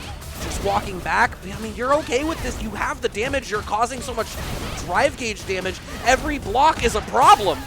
But in burnout we go as Ding. Oh. Okay, slowly walking back. Jab Beautiful check. jab check. The throw. Wake up, DI. That was hungry from SpaceBoy. No, I think expected to check after. First Oh, no! No, not like this. Level 1. It's not gonna be enough to kill. Psych, I lied. Psych, guys. It's just a joke. April Fools in July. Sorry. Okay. Nice way to take the turn through the gap. Okay, earning some drive gauge back rather than just going for a counter DI situation. Plus frames. Okay. Still trying to feel out this mid-range. It's definitely a different pace of mid-range than Ding seemed comfortable with in their previous matchup. Yep, Dude does have the Denjin stock out for a rainy day. And again, I've been liking these choices by Ding. Back parrying the first hit and then backdashing the second. Gotta be careful once again. Beautiful jab check once again. Unafraid and undeterred. Ooh. Delayed jab check there. Wake up low forward. Catches the walk forward. Recognizes, yeah, you think I'm going to walk back. Because so much of Ding's defensive play has been walking back. In fact, I think it's the critique I want to levy against him. I feel like he's surrendering so much space. But I think it's a matter of he knows where he is on screen most of the time. So he's like, okay, cool. This is how close I am to the corner. This is how close a DI wall splat would end me up. So I have this much real estate to work with. It's coming up to his favor. Right now, SpaceBoy has 2 meters, looking close to getting a third in this round. Ding's got a lot of real estate to make up. Oh, man. Nothing off of the solar plexus punch. Waiting in the mid-range. Clipped by the roundhouse. And now SpaceBoy in the driver's seat. Charge fireball? No, actually just going to go for jab checks in the corner. Interesting. Oh. I think that might have worked somewhere else on the screen. But I think because you were so close to the corner, it affected the way that was all going to work out. Yeah, gonna commit to the level 2, gonna go into the level 1 to thread the needle. Wow. SpaceBoy like that has weathered the storm of Ding. Ding, I know, man. This SNK character in my Capcom game in 2025. All right, knock down Hashogi, keeping it simple. Wake up DP from SpaceBoy. Jab check, finding the DP. Yup. Go forward, walking back. There's the range that Ding is trying to walk up to. Nice counter DI. And I love this. Attack the drive gauge, force SpaceBoy to commit the meter, and there's gonna be no one home for it. And we're just gonna keep it easy. Stand fierce, Odi Tatsu, get me out of this round. Yeah, I like that choice there. Waited until it was at a range where SpaceBoy was going to be forced to do something that was bufferable, rather than being in a position to try to counter super. Beautiful, perfect parry. Got the actual, not perfect parry. Just blocking it all out, walking back. Love that! So much available here. Getting low forward. 1 stock left from SpaceBoy, and the stocks are gone. Oh, wanted to take the turn, but actually just keeps the jab chain going. SpaceBoy catching Ding, trying to use a little bit of respect he didn't have. Yeah, throw again. Another forward throw. Another overhead's going to find its mark for SpaceBoy. A level 1's going to set up a situation where set point and grand finals are in their grasp. Huge. Still has another level 1 available to him. The post-drive rush game for SpaceBoy has been a real problem for Ding. Absolutely. Ding not have it just yet. Gonna take the simple confirm here, and again these OD fireballs, and just kind of noticing when SpaceBoy wants to commit to these OD fireballs. They're gonna get this level 3, they're gonna put Ding into burnout, and they're gonna get a situation where maybe one OD fireball will be on the plate, potentially 2. Well, it certainly has one. Okay, I like that goes for the charge after they hit a button. CA level 3 from Ding. To get off me! I'm tired of this OD fireball, of these OD fans. Leave me alone. SpaceBoy still has so much control here. I like the short check. Oh! And the drive gauge just came back. Ding's actually going to have the damage for it. Massive turnaround there for Ding. What awareness by Ding, recognizing that their drive gauge just came back. So when they got their confirm, they're like, wait, I have gauge. Let me use it and spend it. Dang, not out of it just yet. 2-1 right now for SpaceBoy. Really wants Solar Plexus, not going to get it. SpaceBoy playing a little bit faster. Okay, stop that intensity just a hair, my son.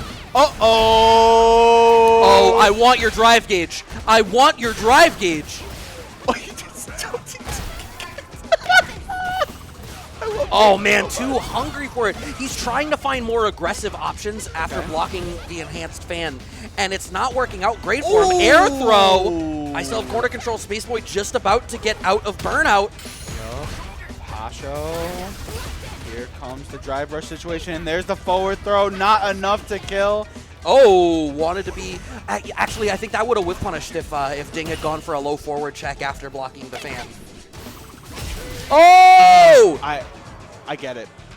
I get it, right? It's like, okay, cool, you're gonna take the walk-up throw, but it's gonna set up a DI situation. SpaceBoy's like, I have that too. Level 1's engaged. Here comes the fire fans. That's a real shame. This is a tough spot for Ding to be in. Already in burnout, stuck in the corner. Okay.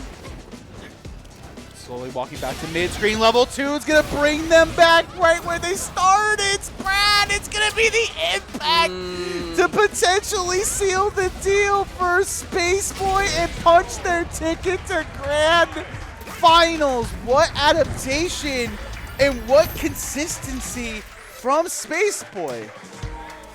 Yeah, so much of that was about, I had said at the top, right? If SpaceBoy made mistakes spacing their mid-range pokes, they were really going to bleed for it. Right. Here's the problem. Didn't happen. Instead, all of those then led to that situation where it's tough to know what the right choice is when you're right at that tip there. It's like just outside of standing short range, and my starts charging the fan. Right. And the fact that that became the cyclical situation so often, so much drive gauge spent just blocking, just surrendering real estate. You were talking about, you know, block the first hit of the enhanced fan and then walk or backdash back, reset to neutral. That's all well and good, but you're resetting to neutral at a frame disadvantage and surrendering space on the screen. Right. It all comes back around to SpaceBoy generating more and more minor advantages that eventually snowball into what we just saw. Absolutely. So SpaceBoy is going to be hanging out in Grand Finals and await their opponent. But now, Brad, we get to answer the question. What's better, classic or modern? Mashed potatoes, Chris Decine, a Kanme for the ages. Yeah. And you know, there's a lot of different contexts you can have a modern versus classic discussion. Star Wars, classic is better. We know this. Yeah. Right? I'm trying to think of Peanut butter, like crunchy or creamy. Same kind of thing. No, I don't know anybody that likes crunchy peanut butter. I don't personally, thank God, but Because that's not butter at that point. That's a spread. It's different. It's like when you get a PB&J, we're going back to the same thing. Is it strawberry or grape? Well, I was even gonna say like classic Metallica versus modern Metallica. Classic Metallica. Yeah. Now I'm not gonna say that just because we can't think right now of examples where modern was better. I'm trying to think of one. I'm trying to think of like what's a modern like TV remake or something of a movie that was better. Oh, Westworld. There you go. Season 1. Just season 1. Oh, man. The rest of it, no. But I don't know, but we're going to answer this question right now. Top 4 action here. Mashed potatoes, Chris Decine. Oh, man. It's going to be a lot of Jinrai. Maybe not enough Jinrai. It's like cowbell. You can never have too much cowbell can never have too much Jinrai in your life. Hard disagree. You can definitely have too much Jinrai. I do think you can have too much cowbell. Anyways, top 4 action. Here we go. Mashed Potatoes over in the purple and Chris Decine in the red. Yeah, so I'm going to be intrigued about this, right? Like, Mashed Potatoes plays a little bit more... I mean, being modern, special. The whole appeal of it is to use your special moves more freely, right? Special moves on a button. The appeal of it is, cool, I just have access to them. It's part of the style. It's why fireballs are used so much more liberally as pokes rather than something that's buffered. It's why the Jinrai stagger situation is such a core part of the game. Getting a trip guard there with the standing fears, setting up another one into plus frames, and now it's the Jinrai game. What I was going to say, Chris D on the Classic plays a more classic approach to the character as well. So it's really going to be a contrast of styles, and a crouching medium punch will find its mark for Chris Decine. It's going to be a level 1 just to get it done. And one thing in the mirror that we were talking about this earlier with Satorha, with crouching light kick to punish Jinrai, it's the same concept.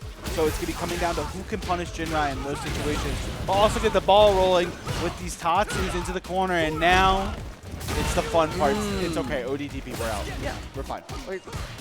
It's a modern player. If there's space for a DP, like, if you're playing modern, I had better not see you miss a reactable DP situation. It's I think the primary reason to do it. Like, if you get DI'd as a modern player, you should switch to Classic. Oh my god, Dragon Lash just catches as a trip guard? From downtown. ODDP. Chris is like, it's my turn, man. You gotta stop with this. Stop with this nonsense. Oh, wow. Okay.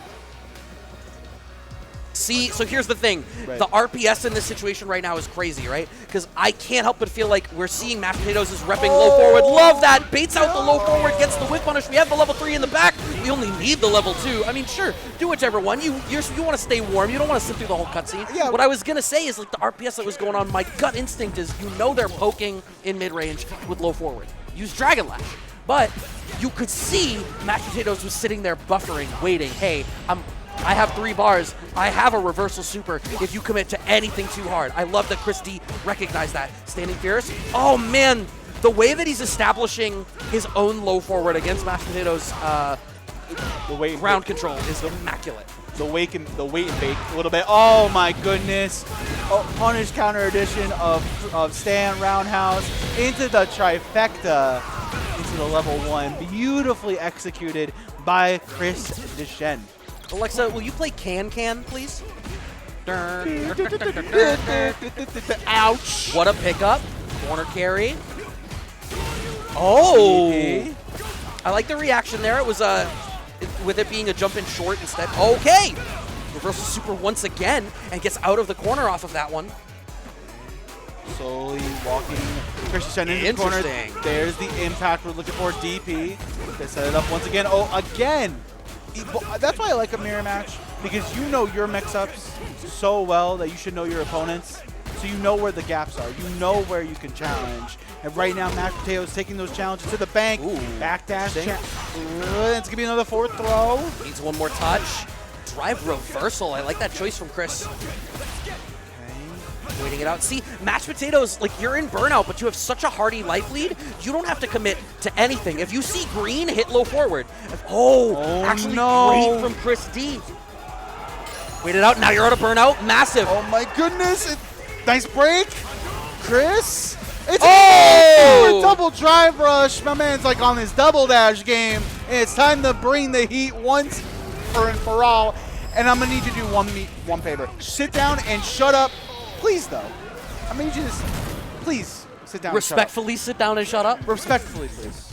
Like, I don't want to be mean about it. You know what I mean? Like, that said, I am sending you back to character select.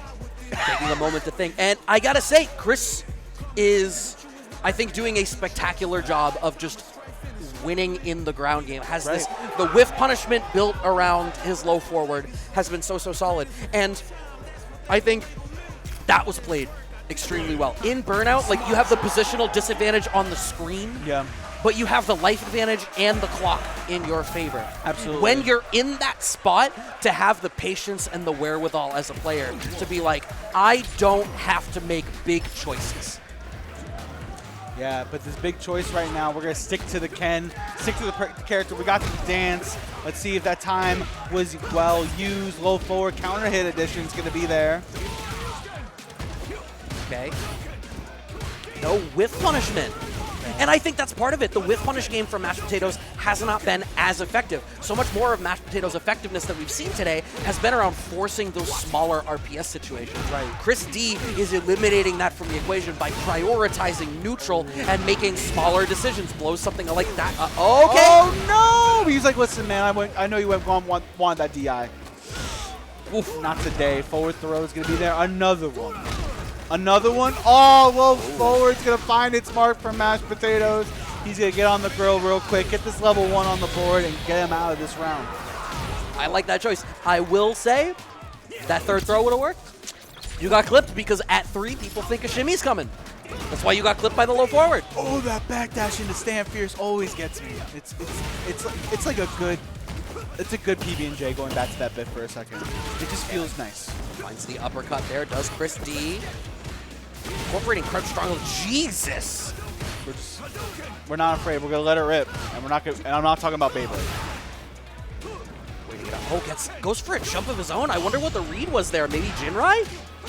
Maybe so, but be the actual corner carry now. But Chris Decine, Stand Fierce get a counter hit. Stand medium punch.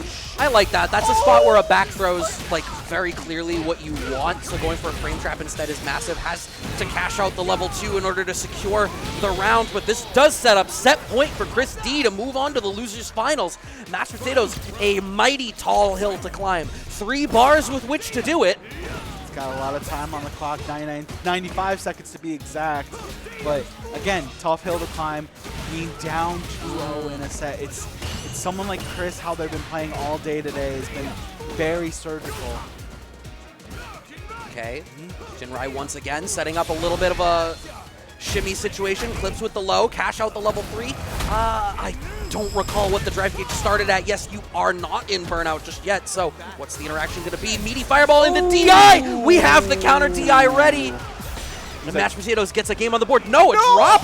Oh, this could be bad. Okay. Okay, it was a happy little drop into a happy little level 1 punish into a happy little 2-1 scenario right now. Chris D still in the lead. Everything is still okay. I'm so glad that production caught the little sigh and recentering of Chris D there. So easy as a player to, when you're in a situation where it feels like it's all for you and then it falls through your hands.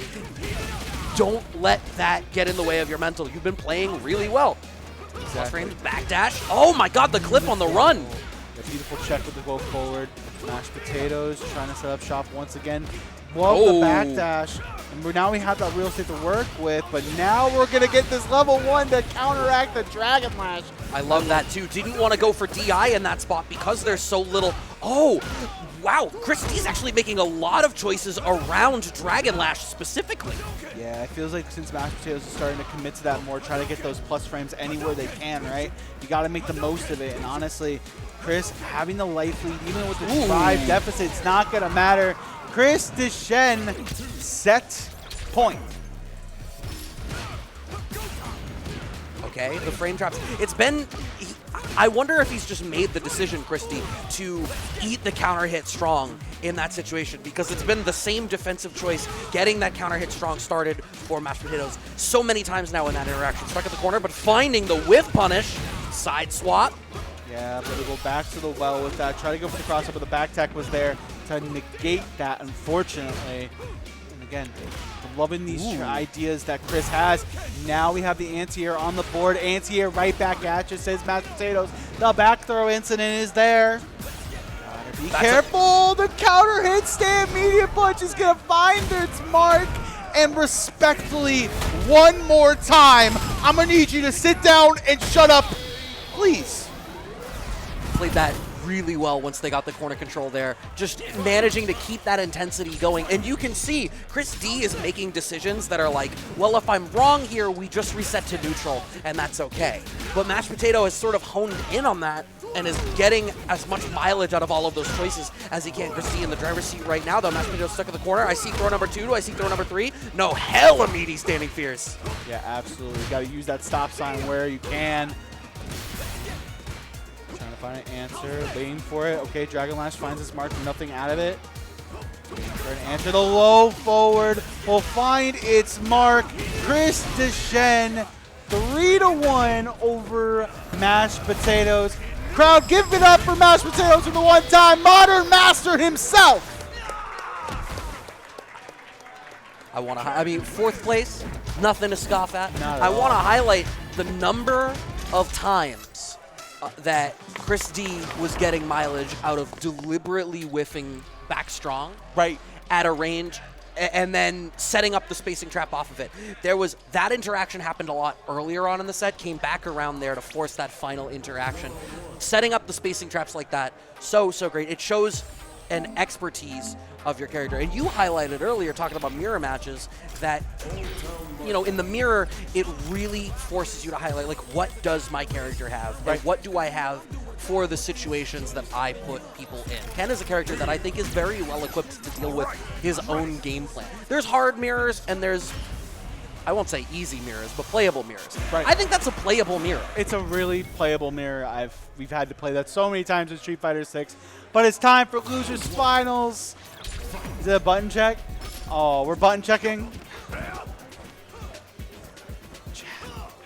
They're button Just saying, I remember when we had to do this, now we just choose to. We just choose it. Crowd, you still with us? That's what I love to hear. Guys, if you want Chris Decine to move to Grand Finals, make some noise. Okay, I'm gonna call that lukewarm. Okay. What about Ding? What about the run back with SpaceBoy? Make some noise for Ding. Okay.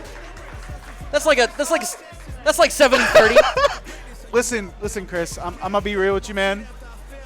Ken has time in the sun. It's time for Ryu. It's time for the ordinary guy that does extraordinary things versus the man that's gonna be in Fatal Fury City of the Wolves a little bit later on this year. Losers Finals, Ding, Chris Decine. Here we go.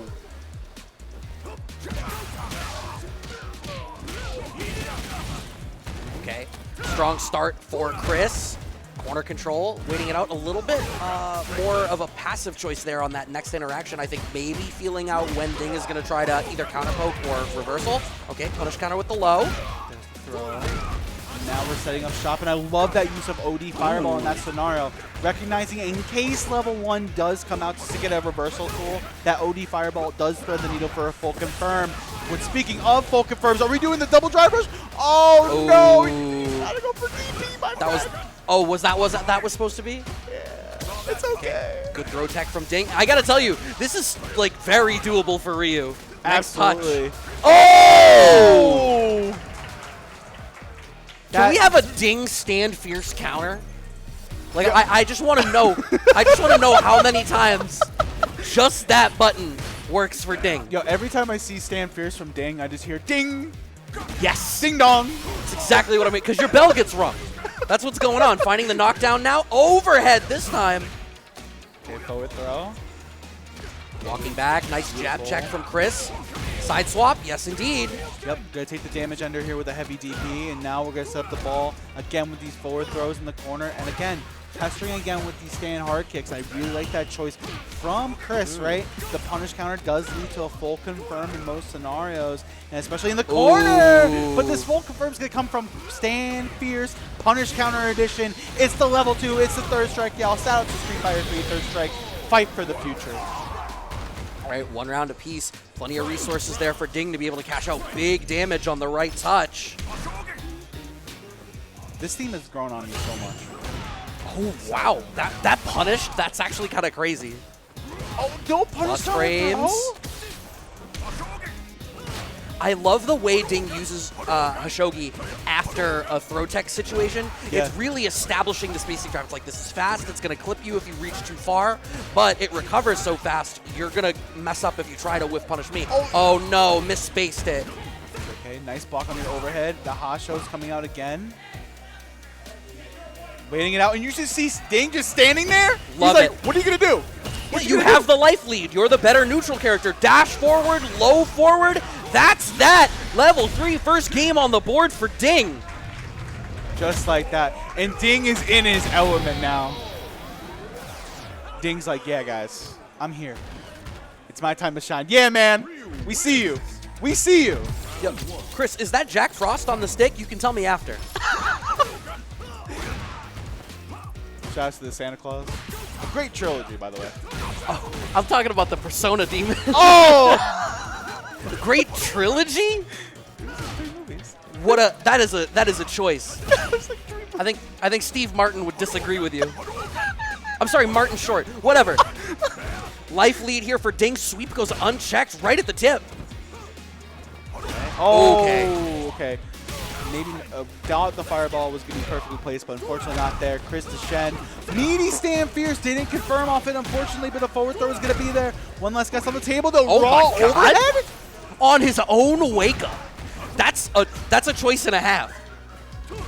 Definitely doable for Ding. OD fireball, control in the corner. That was counter hit. I don't know if just counter hit gets you the combo. I don't know if you need the full +4 or +2 is enough. Sweep does not beat the OD fireball. Round on the board for Chris D. And you kind of see where Ding wants to sit with that sweep, right? At that tip of that stand fierce range as well. Oh no. Christie scouting it out, and he's starting to smell blood in the water a little bit, Brad. Right, throw attack, walking back. I think having Ding in the corner is so important for this matchup. If you give Ryu the space to be able to walk backward and establish the standing fierce with punish, that's where so much fear comes from against him. I think the fact that Chris is able to keep this screen position going for them right now is going to be the biggest part of this matchup. Has the confirm into level 3 off of the Jinrai, and that is a game on the board for Chris D. Yeah, answering back with authority. He's like, listen, Floki, I know you made a Jack Frost joke. I know it's not Christmas yet. It's okay. But we're trying to bring in the holidays right now, being at the beach, 1-1 right now. And this is a very competitive match. Both these players, they both want a chance at SpaceBoy.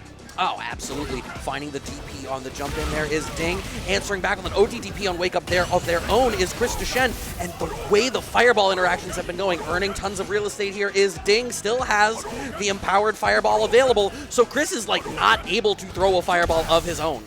Plus frames, the drive gauge damage really starting to add up here. Absolutely. I love the use of max range step kick because at that range it's kind of hard to punish. And now we're just seeing Ding just casually just throwing these fireballs, waiting for Chris Decine to make the mistake. There's the Tatsu, the meaty Hasho. Beautiful break by Chris. Backing off right back to the fireball game. Chris, screen disadvantage, but has the drive gauge advantage. It does matter, especially with how much Ding is needing to confirm off of some of these buttons. Less way to chain his special moves into themselves, like not access to the run stop that Chris D has. Medium kick, okay. Oh, but the jab check with the crouching jab. Oh, we're going to go for safe jump. We're not going to cash out the meter. Late. This might come back to haunt you, Chris. Oh, no, the wait and bait, and just like that, Ding. The stand fierce of the universe. Okay, it's the same trap. It's back strong, low forward. Okay, jumps out the same okey doke. Ouch. Safe jump of my own, but look at these plus frames, Brad. It's just never ending. I am surprised that throw worked out there. I would have expected Ding to keep the block string pressure going a little bit longer. Yeah. Into the level 3. Okay, gonna have about a half a drive bar left is Chris D. I like this choice, really forcing Chris to be like, okay, cool. You gotta have to figure something out and figure it out quick. How are you gonna end this round? That standing short is huge there for Chris D. And actually, the fact that Ding lost the advantage that they had level 3 available, is it going to guess we are going to cash it out? Absolutely. Yeah. 1 round apiece, even resources. This is so back and forth. It really is. And like honestly at that point, you know, being able to recognize, cool, I'm gonna place my level 3 here, force you to kind of make a commitment at that point. And if I lose, I feel terrible about myself. But that's okay, I still get another round. Oh, we're taking screenshots. Sometimes, like, do it for the Vine. I keep showing my age. I hate myself. I hate it too. Okay, perfect parries. My fireball's better. It's sort of the differentiating factor between these characters. It's nice that it's true and effective here. I got to hang out with Goken longer, bro. How about that? Finds the uppercut. Oh! Ooh. Okay. Comfortable with plus frames, but I think there's been a lot of Chris getting away with parry pumping and not really losing a lot for it.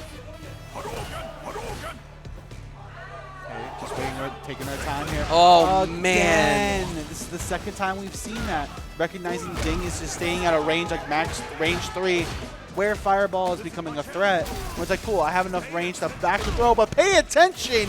Punish, counter, throw, 2 of them things. I think Ding needs to start faking Fireball. Oh, you were at the perfect spot for a DP, losing out on the trade. Okay. Oh, no! Tries to press the issue. You had frame advantage, but you didn't have that much. No, but you dropped it! Oh no, not like this. Any low forward kills. Oh no, he's in burnout! Being in burnout out here actually really sucks for both of them. Is that the trap? No! Topsy over the Fireball! That is some like, oh man, there were words in my head. God, I love Street Fighter 6. See, Chris has been doing such a good job of blowing up like that divide that Ding has between Fireball and Button, and really exposing that and knowing when he's going to make the playstyle swap in that spot. That's why we're seeing so many jumps working out. Okay? Okay. Okay. The Ding. Oh man, not today. Not today. It's the same thing though, right? It's a read on like, you're going to go for a higher commitment option and I'm going to expose your recovery. He just has that read on when Ding is going to go for it, and it's leading to these bigger returns because I think Ken, like we said, cycles that offense back on itself more often. Absolutely, and we're seeing these Jinrai options being taken in. Okay, a sweep, side switch with the Tatsu. Okay, just keeping it safe with the jab pressure. Don't have the life lead right now, so you can see, I will say, Ding plays much more passively when he doesn't have the life lead. Out not, but he's also been taking these gambles with Chris D, taking these also chances with ODDP, but the level 3 is there, Shin Shoryuken, and it's going to set up a scenario. We saw this before. Does Chris take the round and use level 3 once again? It's definitely possible. Okay, see, you only get 1 cancel now, so it's tough. Now you get no cancels, so it's really about, is Ding going to... Oh my God! That was the one thing. Okay, this time sit down and shut up permanently, not disrespectfully. Chris D, set point. That's, you know, if you win the set, that's when it happens. Ding finding some plus frames, but having to commit, like at this point I'm starting to fear for the amount of drive gauge that Ding needs to commit in order to stay dominant. Like he's having to force these smaller interactions rather than playing the whiff-heavy game, and it's putting Ding in the position of having less drive gauge available, which means less effective mid-range control, which means it's more likely that Chris is going to weather out the storm, come out the advantage, and still have gas in the tank to finish the job. I don't know, man. Ding has been taking these punishes off of Jinrai. We were talking about it before. We use one of those other characters that can take full advantage of it. Level 2 is going to be there. And Brad, you're going to a game 5. I wouldn't have wanted this one any other way. Absolutely. Crowd, you still with us? Oh yeah, this is what I love. This is why I love fighting games. This is why I love things like Boston Blue Beach episode. This is why we all come together for moments like this. Losers finals. Oh my goodness, sweet to start the round, but ODDP right back at you. Okay. Ding in his element a little bit more right now. You can see the way Chris is setting up his spacing traps is a little bit more two-dimensional in this particular round, and Ding is honed in on it immediately. A strong, like 60% lead right now, waiting it out. I don't think you get another Fireball, Ding. Oh my goodness, I'm so scared. Okay, counter hit confirmed. Nice block on the overhead. Okay, now we're punishing the sweep. It's like, okay, no more funny business. Time to get serious. Jump out, huge! Knockdown, one more interaction. Forward throw. Brad, oh my goodness, Ding! Set point, it's gonna try to bring it back. Oh my God. Okay, Fireball round start, Christy on the back foot. The perfect parry answering back with OD Fireball has been massive part of Ding's game so far. Gets the Denjin charge. The double dash, we are not afraid, forward throw. Just backing off. Ding is not afraid of surrendering real estate. Okay, throw from the plus frames. Chris D can't really afford to be passive for a whole lot longer. cannot. Your life and your drive gauge depend on it. Your tournament life depends on it, Chris D. Forward throw once again. Okay, nice break. Yup. I love that from Chris D. It started to become really obvious that Ding was fishing for a low forward. Started to get a little bit impatient. Wanted to close the loop. Not going to happen. Finds the whiff punish from Chris D.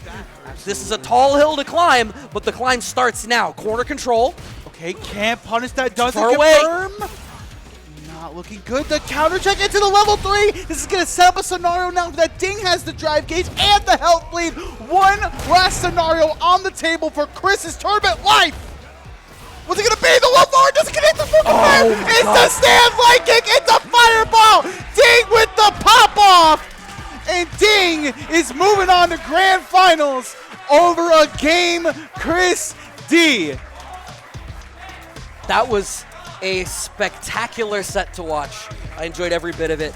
I think that last game really just came down to, I think, despite the characters being able to play in a way where Ken has the ability to outlast Ryu with how they were playing on the screen in terms of his drive gauge, I think as players, Chris D ran out of steam. Absolutely. And I think in that last game, we started seeing a little bit more apparent were the way he was setting up his spacing traps. Ding getting wise to it, and it was like, oh, you're getting lazy in exactly the spot that I, as a player, love to exploit. And that's where you started to see those big damaging punishes coming out from Ding. We didn't see them for the setup until that point. Absolutely. But guys, do me a favor in the crowd. Make some noise for Chris D for the one time. Excellent performance. Ding and him were talking it out. But Brad, we're here. Grand Finals, Beach episode 2025. It has been an absolute pleasure. Season 3 just started just a little bit ago. This patch has brought us a lot of fun. You guys can see how the top 8 is broken down so far. And again, big shout out to everyone that signed up for this. Over 100 players came out to Waltham, Massachusetts for Boston Blue Beach episode 2025. Did I say it wrong? I am so sorry. Please tell me that you're joking. The fact that you asked is what gives me pause if it was a bit, because I was ready for it to be a bit. Anyways, no, you don't get to. We're still on the bracket screen. You don't get to. Right now, Voice of God decides what. God. I was gonna say, I'm like, we need to know if it's a bit right now. You don't get to flee from this. Did I genuinely said it wrong? I'm sorry. I apologize. I'm just a Ken player that you know got nerfs, that went to Ed, who got nerfs, and then I went to Rashid. And just like Glenn Powell said in Twisters, if you feel it, you chase it. But it's time for our grand finals here at Beach episode 2025. We're back to the cat camera. Yeah!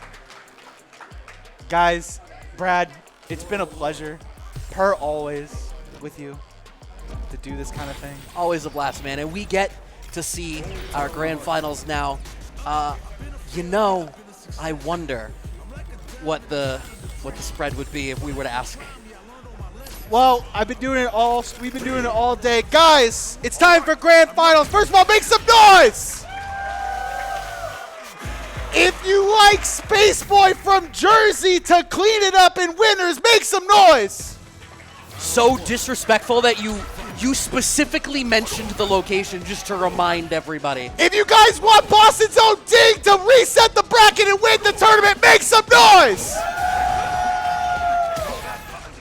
Just got to make sure everybody in the room understands the stakes of the matchup going on here. Ding was not able to find success in this matchup when they played in the winners finals. Had a lot of difficulty dealing with the fans off of pokes and that sort of plus-minus situation of how much respect you give to charges. Absolutely. But, you know, SpaceBoy's had a lot of time to think. But, you know, Ding been in the hot seat for a little bit of time now. Kind of had a lot of time to think about the matchup itself. And that's kind of a start. Okay. Interesting. Interesting getting clipped there. No. Gonna get answered. Okay, we get challenge mode combos. No. Trial edition. Okay. Repairing everything. Oh, but weren't ready for the throw. SpaceBoy's like, I have an idea. After 6 fans, he won't expect it. In my heart, you DP after the 5th fan. I don't know. Sometimes you just feel, if you're a fighting game player, sometimes you feel it in the fibers of your heart that you're like, that's the spot where I would have reversaled. Definitely. But right now, SpaceBoy. Oh. All right, surrendering a lot of space, playing a lot more passively right now is SpaceBoy, and waiting. Okay, that's massive information for Ding with how whiff punish heavy he is. Okay, that's gonna win. No. SpaceBoy's reactions have always been so good. SpaceBoy bringing Ding back where they started in the Big corner. jump out. I mean, you only get a jump short, so it's not ideal. Doesn't wait for the drive reversal, but that's okay. Ding. Again, you still have a set to play with-ish.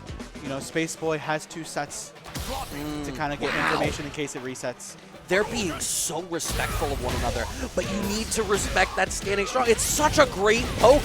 It's going to earn the first game of our grand finals for SpaceBoy. But, like, how long? I want to go back in time. How long they spent just walking and not hitting any buttons before they eventually just walked at each other and throw teched. That's the beauty of this game. I feel like there's so much room for that, where it's like, depending on where you are, beautiful shimmy, crouching medium punch, punish counter addition. Again, this button.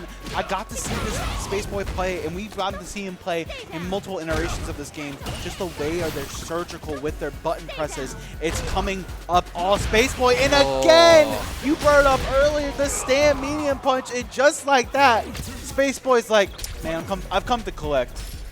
It's really looking like real estate in Ding's head right now is rent controlled with a ceiling, and SpaceBoy is not going to leave anytime soon because he is comfortably in command of Ding's mental. This is Level 1 is going to be enough to do it. Oh, indeed it is, and a perfect to boot. That's a fast 2 games. No, don't look at the screen. Don't look confused. at the screen. Confused. Go to character select. Fight back. Here we go. SpaceBoy up 2-0. Okay, that's a start. Stand short fireball. I love that. But all we get on that whiff punish is a fireball. It feels like the whiffs that Ding is able to get is not really in the position to capitalize much off of it. Okay, hard commitment with that last bit of drive gauge from SpaceBoy. Full corner control. Oh, yeah. All right, playing like a bully. Bully him. Yes. Yes. Get the stun. Yes. Let me get my charge. Oh, this is going to do so much damage. Oh, we're going to reset the charge just like that, too? I love that choice. Yeah, no, I'm here for it. Waiting it out. Go for the fan. Jab checks. Okay, starting to commit with some smaller risk options because we've been exposed so much in the shimmy situation. Go with the fan. Oh, no! No, not like this. Do so much damage. Got to be careful. Forward throws. Going to get a counter hit out of it. Another one. Do I see 3? No. Oh, that counts. 4? Oh my God! Oh, SpaceBoy. Just waited. Set point. Tournament point. He wants to go home with the slushy trophy. Level 1's going to be there. Move in behind the fan. Throw tech. It's just Ding is having such a hard time making any opportunities for himself. Okay, knockdown, set up some plus frames, throw escape, but we're right back to neutral, and like now the amount that you have to respect all of these pokes, it seems like it's just a hard matchup for Ding's whiff punish heavy style to be able to be effective. Just like that, the level 1 has engaged once again, and if it ain't broke, don't fix it. SpaceBoy continues his reign over the East Coast and takes it 3-0 over Ding, your Boston Blue Beach episode 2025 Street Fighter 6 champion. I mean, such a strong player. I've been a fan of his for a while. I talk about how he's one of my favorite players to watch when you just want to see like a buffer heavy style, going even back as far as like Street Fighter 5. I think he used standing short among the best of anyone. And now with a character like Mai, who has these options available to her and these fantastic pokes that are all super confirmable. It's Being insane. a good buffer style player also means that it's speaking to your. It's a combination of reactions and spacing. Exactly. And a character like Mai as it exists right now, I think just does such a great job of that. Ding never really found the pulse to start to play his own game on the screen. Absolutely. It was a hard time. But guys, give it up for Ding for the one time.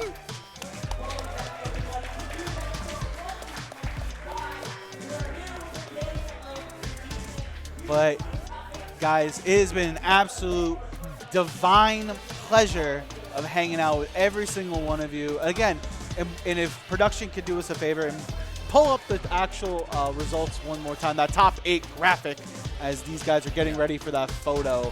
Yeah, it looks. They already gave the one of my favorite trophies that gets given out. The board, the trophy is the slushie, but also the board. Now they're doing for top 3. I think instead of medals is absolutely great. But guys, thank you guys so much for hanging out with us tonight for some awesome Street Fighter 6. Season 3 is here, and we're all enjoying it. Sagat is on the way amongst amazing cast of characters. And again, players like SpaceBoy and Ding are players that you need to be looking out for in the World Warrior program. US, Canada, East is hot right now. But guys, coming up next, the Wheel of Fate is turning. It's time for some BlazBlue Central Fiction action. Thank you guys so much. You guys have a good night.